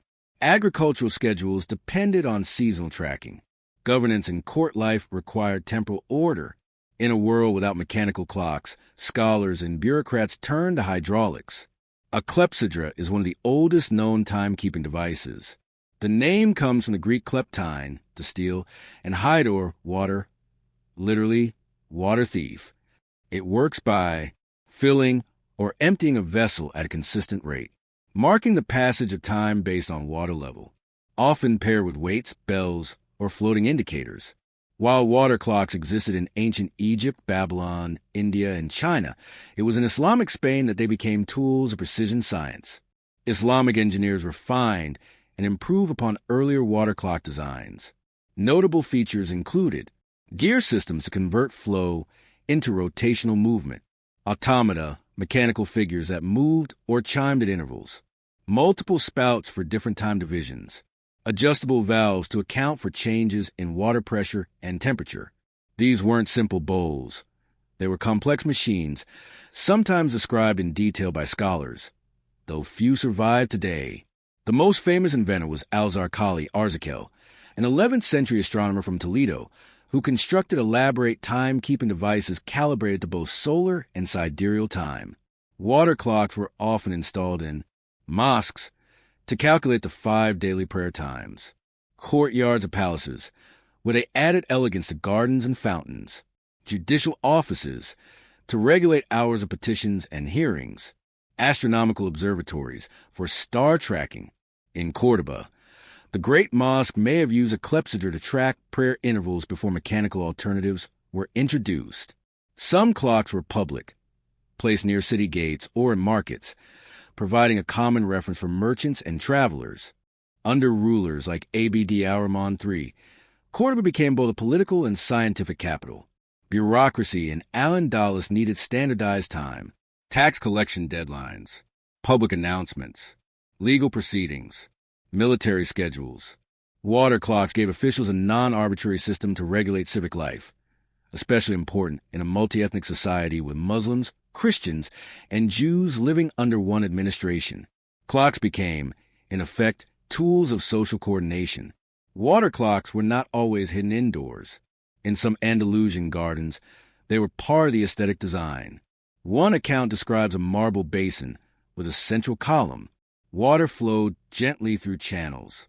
Floating markers passed by carved intervals, each one signaling the passage of half an hour. Some gardens even integrated water-driven music devices, mechanical birds, trick fountains that responded to time-based flows. Here, engineering and beauty merged, a uniquely Andalusian phenomenon. Islamic Spain was a land of poets and philosophers as much as bureaucrats. Time was recorded not only in ledgers, but in verse. Poems described the silent dripping of minutes, the vessel of morning, emptied by noon, the quiet theft of hours by flowing springs. The water clock was not just a tool. It was a metaphor for the soul, for impermanence, for the fragility of human control. Even the most precise clock could be off by minutes, reminding the faithful that only God held perfect time. What happens to civilization that builds such intricate instruments, only to forget how to read them? Where did the knowledge of these clocks go, and why did they disappear from gardens and courts? We left off in the gardens of Córdoba, where water clocks sang the hours and scholars debated the shape of time. But even as these devices whispered across palace fountains and mosque courtyards, their existence began to slip, first from public view and then from memory. This section explores the intellectual blueprints, manuscript evidence, and quiet disappearance of one of the most remarkable timekeeping traditions of the medieval world. Though few water clocks survived physically, the knowledge of their construction was preserved in detailed manuscripts. Notable works include Kitab al-Hayl, the Book of Ingenious Devices, by the Banu Musa brothers, 9th century engineers who described over 100 mechanical devices, including siphon-based and feedback control clepsydras. Al-Jazari's Book of Knowledge of Ingenious Mechanical Devices, 1206, which, though written in Upper Mesopotamia, influenced later Andalusian engineers. It contains designs for elephant-shaped clocks, programmable automata, flow-regulated fountains. Ibn Khalaf al-Muradi, an 11th century Andalusian polymath, compiled Kitab al-Asrar fi Natij al-Afkar, the Book of Secrets and the Result of Ideas, which included timekeeping devices and hydraulic tools. These texts were richly illustrated, sometimes in color, with gears, weights, float systems, and valves carefully labeled in flowing Arabic script. But while the books endured in libraries, the devices themselves did not. There are many reasons why few physical examples of Andalusian water clocks exist today. Material fragility. Most were made of wood, brass, leather, and ceramics, materials vulnerable to corrosion, war, and weather. Changing political regimes. As Islamic control in Spain waned and Christian kingdoms reconquered cities, patronage for science declined or shifted focus. Religious and cultural disruption. Some mechanical devices were viewed with suspicion or considered idolatrous under changing religious sentiments. Neglect, not destruction. Perhaps most devastatingly, many devices were simply not maintained and fell apart over time. A forgotten clock in a courtyard is no different from a broken jug. By the 13th century, the tradition of constructing water clocks in Al-Andalus had quietly ended. One of the few Christian rulers who took an active interest in Islamic science was Alfonso X of Castile, known as Alfonso the Wise. In the 13th century, he commissioned the translation of Arabic scientific texts into Castilian and Latin. These included treatises on astronomy, mathematics, engineering. While many timekeeping concepts were preserved through these translations, the practical tradition of water clock construction did not resume in Christian Spain. Instead, timekeeping shifted toward astronomical tables, astrolabes, cathedral bell towers. Water clocks, precise, poetic, and complex, were set aside. The disappearance of water clocks was not just political, it was also technological. In the 14th century, mechanical clocks began to appear in Europe, driven by falling weights, escapement mechanisms, gear trains. These devices required no water, functioned regardless of climate, could be scaled up to tower-sized public displays. Mechanical clocks were noisier, more visible, and, crucially, linked to Christian church time, regulating hours of prayer through bells. Slowly, the clepsydra became a curiosity, then an oddity, and finally a memory. Though the clocks themselves vanished, traces remained. In Seville, remnants of old channels and conduits in palace gardens hint at hydraulic design far more elaborate than irrigation alone. In Toledo, fragments of manuscripts refer to timekeeping devices that no longer exist. In Valencia, an anonymous 14th century poem mentions the cup that counts the sun by shade and spill. Sometimes, later Christian builders reused materials from old Andalusian clocks. Basins became baptismal fonts. Pipes were repurposed in public fountains. Brass floats were melted for coinage. The devices were erased, piece by piece, not in malice, but in the quiet tide of cultural transition. One of the strangest facts of historical study is this. We have no confirmed surviving auditory description of what a water clock from Islamic Spain sounded like. We do not know how loud the bell was, whether the float clicked, if the water gurgled through pipes in rhythm or silence. A device designed to mark time left no sound of its own. Only equations, only sketches, only guesses. In recent decades, scholars have begun to translate and digitize Arabic manuscripts on water clocks, reconstruct models based on descriptions, use computer simulations to test the flow rates and timekeeping accuracy of historical designs. Yet much remains uncertain. The intellectual ecosystem that produced these devices, an intricate web of scholars, patrons, craftsmen, and urban needs, cannot be rebuilt. What we recover is technical. What we've lost is context. Can we ever truly understand a technology whose function was tied to its culture, to its gardens, its rituals, its metaphors? And if we rebuild a water clock in a lab, does it still count time the way its maker intended? In the final centuries of Al-Andalus, as the Christian kingdoms pushed southward and Islamic rule receded, so too did the presence of the clepsydra, the elegant water clock. But unlike armies and treaties, water clocks did not fall in a final battle. They faded in silence. This closing section explores the afterlife of these machines, how they shaped later scientific thought, and how their absence is perhaps more telling than their existence. By the 15th century, tower clocks, often mounted on cathedrals and civic buildings, became the dominant mode of public time-keeping across Europe. These clocks were large. These clocks were large, loud, synchronized with canonical hours, e.g., matins, lauds, vespers, mechanized with escapement mechanisms. They democratized time in a new way. Bells were audible across cities. Time was no longer local to a garden or mosque courtyard. It was public, unchanging, audible. The water clock, by contrast, had been intimate, quiet, fluid, tied to flow, impermanence, and the natural rhythm of light and shadow. The transition was not just technological, it was cultural. The rise of tower clocks brought with it new bureaucracies. Clock wardens were appointed by towns to maintain the machines. Public regulations emerged around ringing times, market hours, curfews. Legal documents began citing specific hours rather than vague references to sunrise or afternoon. In comparison, the water clocks of Islamic Spain had rarely been standardized across cities. Each clepsydra operated individually, tailored to its builder's knowledge and its context. Now, time was moving toward uniformity, and in that shift, the artistic individuality of timekeeping was lost. The only true survival of Andalusian water clocks lies in manuscripts, diagrams copied by scholars who may never have seen the devices themselves, marginal notes in astronomy, treatises referencing the method of the clockmaker of Cordoba. Descriptions pass from one language to another, from Arabic to Latin to Castilian, and sometimes to oblivion. Some of these texts sat untouched for centuries in the libraries of El Escorial in Spain, Topkapi Palace in Istanbul, Bodleian Library in Oxford. They waited patiently, silent machines made of ink. Though the physical clocks disappeared, the ideas behind them quietly traveled.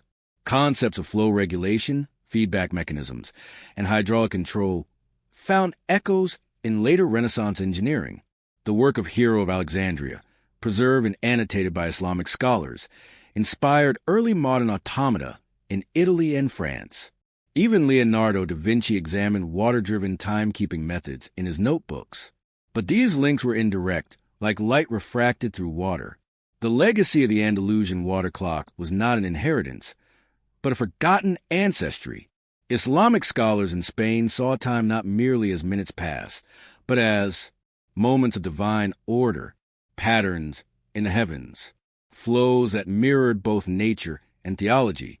The water clock symbolized the limit of human precision, the presence of natural error, the acceptance of the unknowable. This view contrasts with the later mechanical ideal of perfect repetition and control.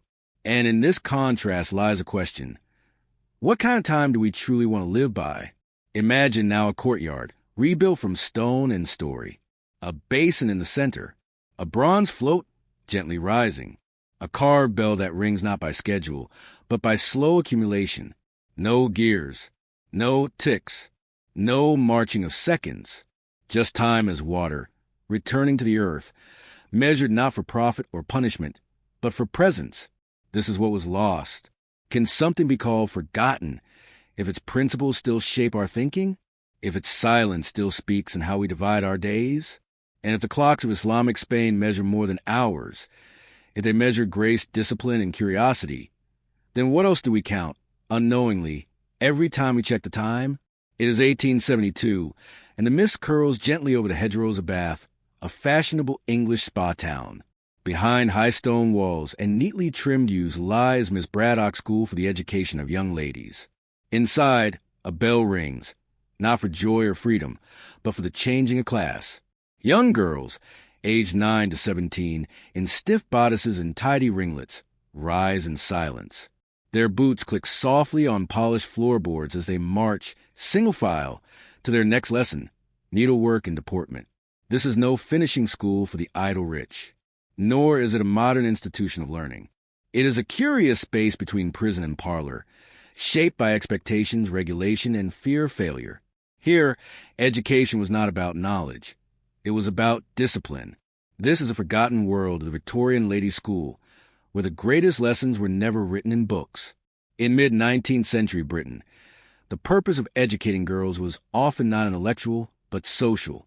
Respectable middle-class families enrolled their daughters in boarding schools or day academies to achieve moral instruction, religious piety, domestic skill, social polish. Very few institutions encouraged critical thinking, scientific inquiry, political awareness. Instead, girls were trained to become dutiful wives, gracious hostesses, pious daughters. The curriculum reflected these goals, structured not for inspiration, but for obedience. Let's reconstruct a day at an average middle-class girls' school in 1872. 6 a.m., wake-up bell, cold water wash, no talking. 6:30 a.m., morning prayers in the assembly room. 7 a.m., breakfast, weak tea, porridge, stale bread, talking permitted, but only in whispers. 8 a.m., penmanship and spelling, errors noted in red ink, neatness praised above creativity.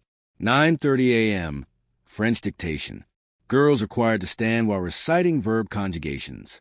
11 a.m., needlework, mending, embroidery, and plain sewing, mistakes unpicked without comment. 1 p.m., luncheon, boiled vegetables, plain mutton, grace before and after meals. 2 p.m., walking hour, supervised, talking discouraged, no eye contact with passers-by. 3 p.m., lessons in scripture and moral conduct. 4 p.m., music practice or posture drills. 6 p.m., supper, cold food only. 7 p.m., copying of moral aphorisms or journaling. 8 p.m., prayers and lights out. The day was long, the instruction repetitive. The emphasis was on rhythm, not reflection. One of the most important and peculiar elements of Victorian girls' education was posture training. Young girls were taught to sit without back support, keep shoulders back, neck long, and hands folded, walk with books on their heads, bow precisely at the correct angle. In some schools, metal back braces were fitted to enforce alignment. Posture chairs had no backs and were used for hours at a time. Girls who slouched were made to wear deportment collars, wooden or leather supports to keep the head upright. Posture was linked to moral purity, class refinement, marriageability. Slouching was not just unladylike. It was considered a failure of character. While boys studied Latin and algebra, girls threaded needles. Sewing was taught not only as a skill, but as a spiritual practice. Mistakes were removed and restarted. Samplers were marked with dates, initials, and moral sayings. Speed was less important than even tension and symmetry. In wealthier schools, girls also learned embroidery for parlor decoration, lace making, monogramming linens. In poorer institutions, girls were trained to sew practical garments, preparing them for domestic service or home industry. Time spent stitching was also time spent in silence. Subjects taught in Victorian ladies' schools were often ornamental rather than academic. French, but only conversational. Literature was discouraged. Scripture. Geography, limited to maps and trade routes. History, sanitized, focus on monarchs and moral tales. Music, usually piano or singing for entertaining guests. Drawing, copying floor motifs, not original scenes. Mathematics, science, and politics were rare. Even when taught, they were often oversimplified, detached from context, reinforced with moral lessons. A girl could recite the names of English kings, but would not be encouraged to read Mary Wollstonecraft or John Stuart Mill. Schools were often run by women, former governesses, widows, or unmarried sisters. Their authority was unquestioned, but limited by the expectations of parents and social norms. Discipline was recorded meticulously, each girl's behavior logged daily. Charts for obedience, neatness, and prayerfulness. Weekly conduct reports sent home. Rewards included notes of praise, extra sewing privileges, small ribbons.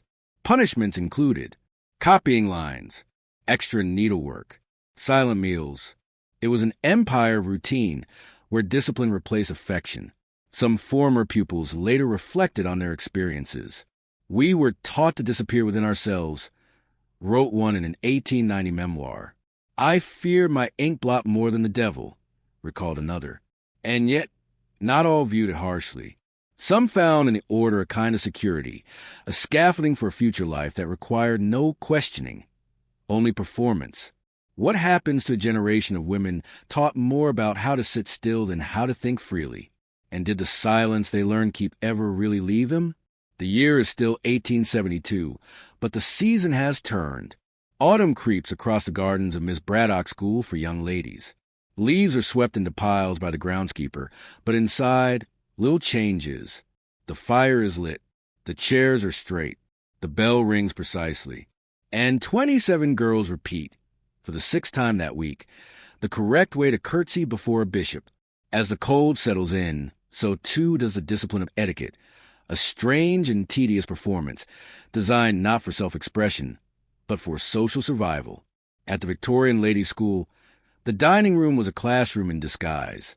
Students were taught how to hold a fork continental style, in the left hand, tines down. Never to slurp, smack, or hum. How to butter bread, silently and in small bites. The precise angle at which to fold a napkin. Some schools used graded place settings. Girls at the top of the class sat closer to the headmistress. Misbehaving girls were placed near the servant's door. Dining conduct was tracked on weekly behavior charts, manners journals. Praise or rebuke slips filed for parental review. Politeness wasn't just encouraged, it was quantified. By adolescence, each girl became a student of her own presentation. Grooming rituals included brushing hair precisely 100 times as a lesson in patience, polishing boots until they reflected the ceiling, wearing gloves at all times during class transitions, instruction and etiquette covered, acceptable topics for polite conversation, proper responses to compliments. Oh no, it is only a modest piece. How to decline offers graciously. I should be most grateful, but must decline on account of my studies. Even handwriting was a moral mirror. Sloppy script was seen as a reflection of disorderly thought. Letter writing was a required weekly assignment. Girls wrote to mothers and fathers, aunts, uncles, godparents, sometimes distant cousins or imaginary pen friends. But letters were not free expressions. They were subject to supervision, correction, censorship. Forbidden content included emotional complaints, political opinions, details about punishment or discipline. Model phrases were provided. The season turns, and I am ever grateful for my opportunity to grow in grace. What was written was less important than how it appeared. Proper salutation, even margins, no ink smudges. The goal was to demonstrate composure, even when one felt none. Nearly every Victorian ladies' school had a piano. Girls were taught to play simple arias, church hymns, drawing room songs. Practice was often monitored by metronome, timed, restrained, repetitive. Improvisation was discouraged. Expression was muted. Examiners from music boards visited quarterly, awarding certificates for proper fingering, tempo, and memory. Some schools also taught singing in French or German, harp or zither for wealthy pupils, how to sit properly while playing, feet flat, back erect, hands arched. Music was not for personal fulfillment, but for performance at dinner parties. After sunset, the atmosphere shifted further toward monastic order. Dormitories were arranged by age.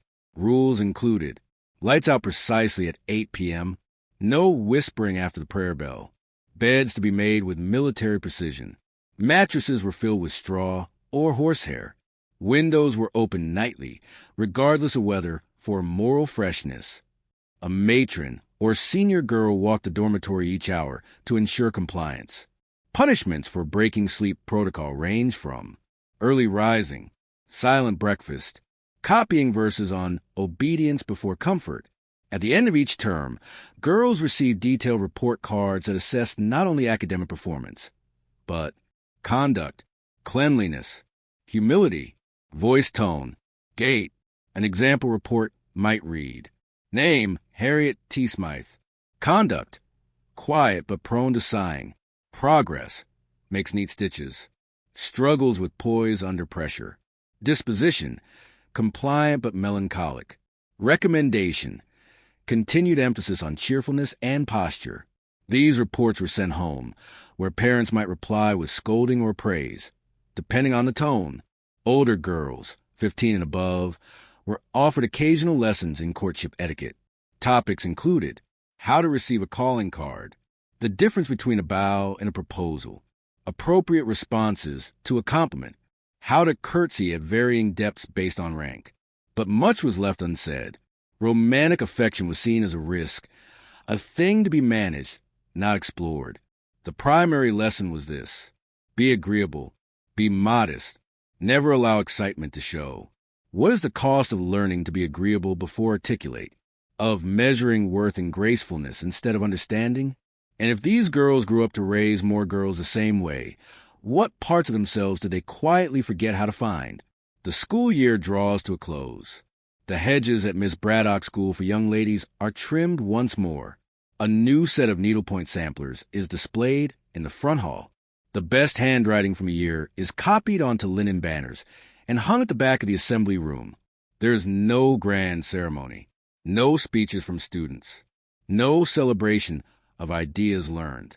Only the final report book, the polishing of boots, the careful packing of trunks, and a curt nod from the headmistress at the train platform. And yet, for many young women in 19th century Britain, this was graduation, not into knowledge, but into obedience, silence, and social utility. For most graduates of Victorian ladies' academies, the trajectory was well mapped. Marriage, ideally to a man of equal or greater social station. Household management, where the posture and polish learned at school were applied to servants, children, and guests. Religious observance, continued through quiet devotion, church attendance, and charitable work. Needlework and letter writing, maintained as lifelong rituals. A small number became governesses, entering other households to repeat the cycle, educating new girls in the same lessons, the same tones, the same silences. Very few pursued intellectual work. Fewer still published, protested, or studied beyond what was deemed appropriate. Some girls rebelled, subtly or loudly. A handful went on to attend the early women's colleges at Oxford or Cambridge. Others began to write, often anonymously, contributing to journals or novels that challenged the roles they'd been trained to accept. A few joined the suffrage movement, quietly appalled by the hollow elegance of their youth. But most carried the habits of their schooling into adult life. They knew how to curtsy without wobble, host without fault, speak without saying anything controversial. Their success was judged not by what they achieved, but by how invisible their efforts seemed. Some schools encouraged daily journaling as a moral exercise. These journals, stored away in trunks and family attics, sometimes offered glimpses of quiet dissent. One 16-year-old wrote, "I pray each morning, not for goodness, but for forgiveness for thinking of escape."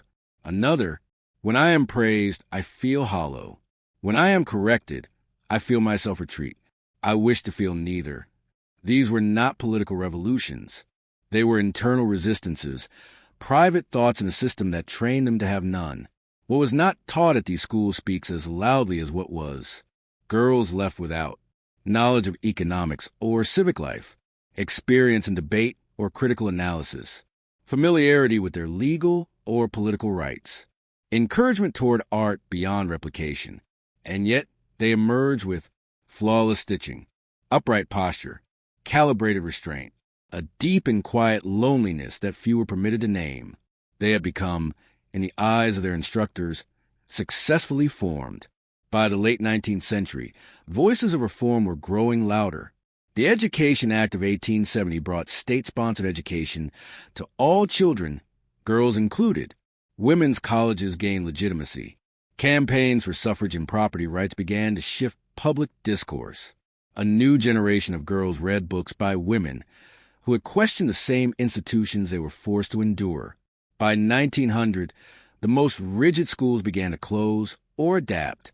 Science classes were added. Posture drills were shortened. The world, it seemed, was changing, however slowly. But even into the 1910s and 20s, thousands of girls still curtsied in silence before supper. Studio portraits of girls from these schools survive in sepia tones. Gloved hands resting on prayer books. Slight smiles held for too long. Corseted torsos, neat hems, quiet eyes. They look composed. They look proper. But they do not look free. When a school teaches silence above speech, obedience above understanding, what becomes of its students when they step into the world? Do they become guardians of that silence, passing on like a family heirloom? And if they forget the sound of their own voice, who will remember what they were never allowed to say? It is 1819, and in the dusty heat of the Deccan Plateau, a man in linen trousers peers through the brass eyepiece of a theodolite. A tent flaps nearby.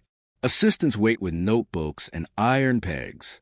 A line of native laborers stands at attention, each holding a chain, each footstep calibrated. The sun is high, and the measuring begins again. This is not a scientific expedition, at least not in the modern sense.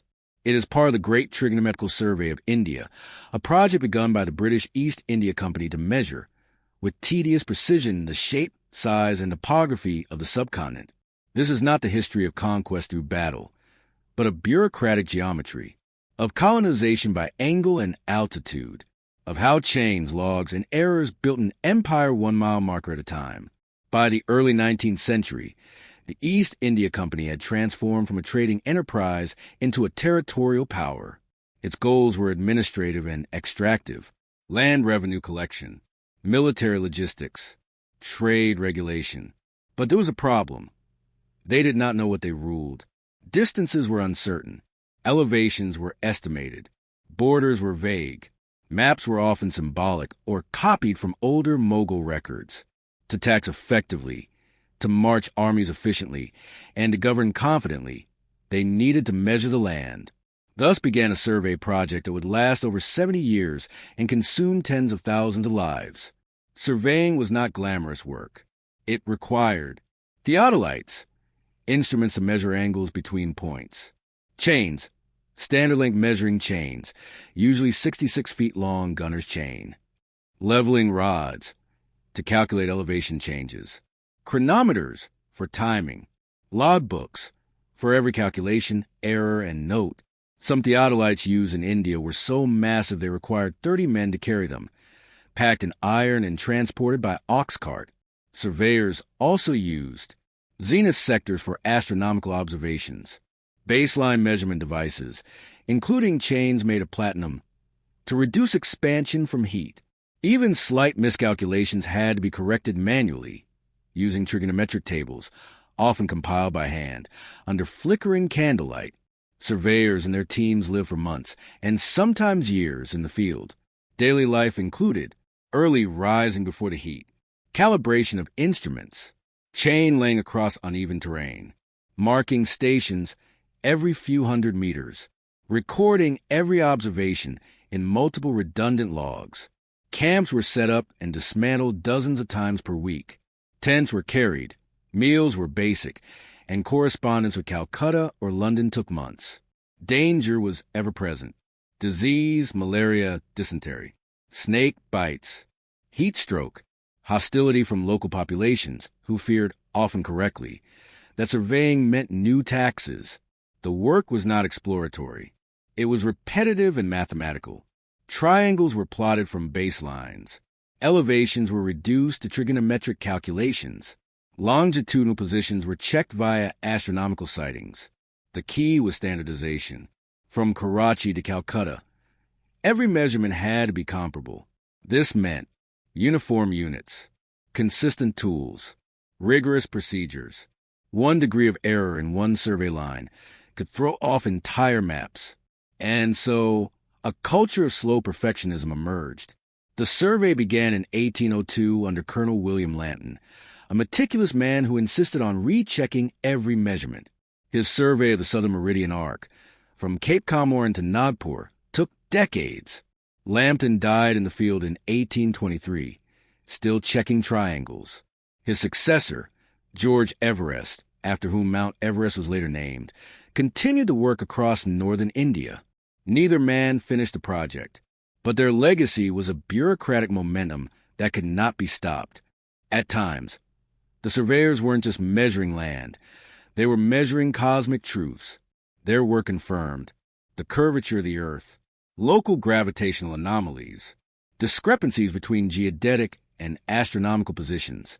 It was here, in the heat and dust of India, that Britain tested ideas about longitude and latitude, ellipsoidal Earth models, the limits of human measurement. And yet, for all the mathematics, the goal remained deeply practical: control. What does it mean to claim a land, not by sword or speech, but by chain and angle? And how long can a map last when it's drawn over places never meant to be measured? We left off in the sun-scorched fields of colonial India, where British surveyors marched through jungles and deserts with chains and theodolites, not to explore, but to confirm, to reduce the chaotic geography of the subcontinent into predictable triangles.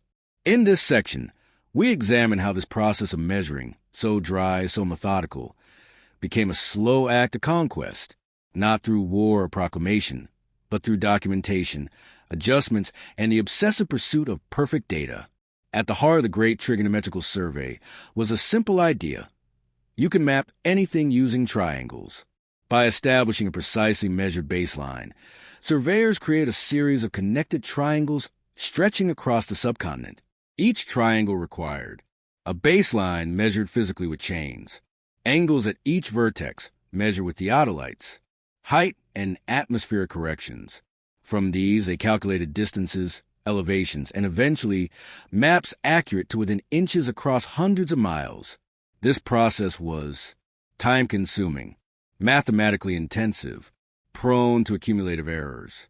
Each triangle had to be checked against the previous, creating a network where a miscalculation in Madras could distort a reading in the Himalayas. The survey fostered a culture of obsessive repetition. Every measurement was taken at least twice, often 3 times. Observations were recorded independently by multiple clerks. Results were compared, reconciled, and sometimes discarded entirely. Mistakes were not tolerated. A single numerical error could delay an expedition by weeks. Surveyors double-checked elevation tables, astronomical sighting logs, chain calibration readings, heat and humidity could stretch metal links. Every result was handwritten, sometimes in triple columns, with separate sections for corrections, instrument drift, observer fatigue. Errors weren't just mathematical, they were human. One of the most frustrating problems faced by surveyors was atmospheric refraction, the bending of light due to heat and humidity.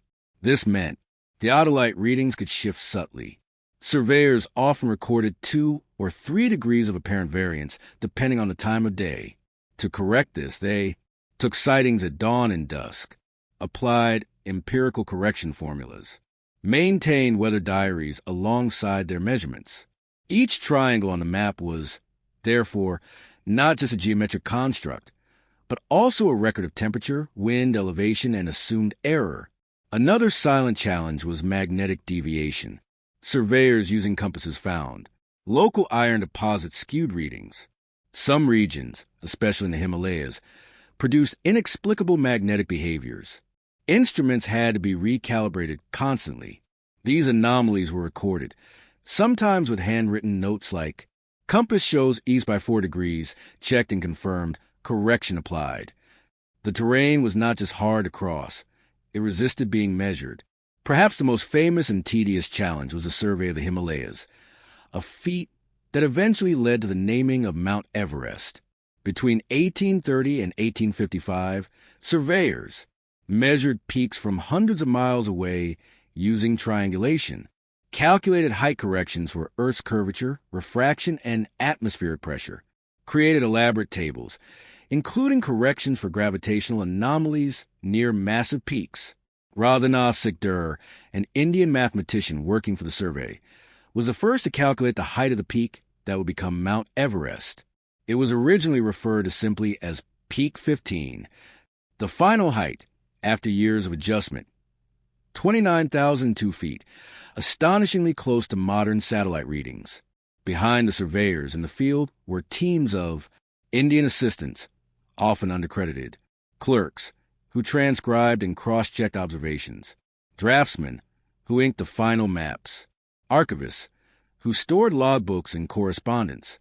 Thousands of ledgers, charts, and tables were produced, each carefully bound and stored in company archives. This paper infrastructure became the foundation for railway planning, military campaigns, census zones, taxation boundaries. The survey was not just geography. It was the grid work of control. Surveyors often found themselves escorted by company troops, negotiating with local rulers for access, surveying ahead of annexation or during occupation. In some cases, the survey itself triggered unrest, as it signaled impending taxation or land reform. The measuring of land was often the first act of colonization, even before a flag was raised. Yet the men doing the measuring often thought of themselves as scientists, not agents of empire. When a man marks a peak or sketches a river, what is he truly claiming? Is he recording truth or redrawing someone else's memory? And when maps become law, whose paths are erased beneath the perfect lines? The Great Trigonometrical Survey of India formally concluded in 1871, after nearly 7 decades of continuous measurement. What had begun as a technical initiative had become something else entirely, a quiet conquest of the subcontinent by geometry, paper, and discipline. This final section explores the outcomes of this project, intended and unintended, and how its shadow still falls across maps, borders, and the bureaucracies of today. By the time the last theodolite was packed away, tens of thousands of square miles had been measured. Hundreds of maps, some as large as floor carpets, were produced. Elevation charts of mountains, rivers, and valleys formed the bedrock of colonial planning. These maps enabled railway lines to be drawn, canals to be dug, military routes to be optimized, district boundaries to be enforced. Land that had once been shifting, seasonal, and fluid was now fixed in degrees and minutes. The land was not just seen. It was known, cataloged, and eventually sold. Perhaps the most profound effect of the survey was on land tenure. With new maps came cadastral surveys, parcels of land marked by owners and value, systematic taxation, formalized property rights, based not on tradition, but on plotted boundaries. This allowed the British administration to levy taxes uniformly, assign legal ownership, invalidate local claims not supported by documentation. Villages that had once shared forests, rivers, or grazing lands suddenly found themselves excluded by a line drawn in Calcutta or London. The survey's ambition came at a great cost, especially to the thousands of Indian laborers who carried chains across jungles, built observation platforms on hilltops, died from malaria, exhaustion, or accidents. These men were rarely named in the reports. Their feet walked the empire into existence, but their lives were not recorded in its ledgers. Occasionally, a British officer would mention a porter in a letter home. One of the natives lost to fever yesterday. A good man. His name escapes me. That was often all.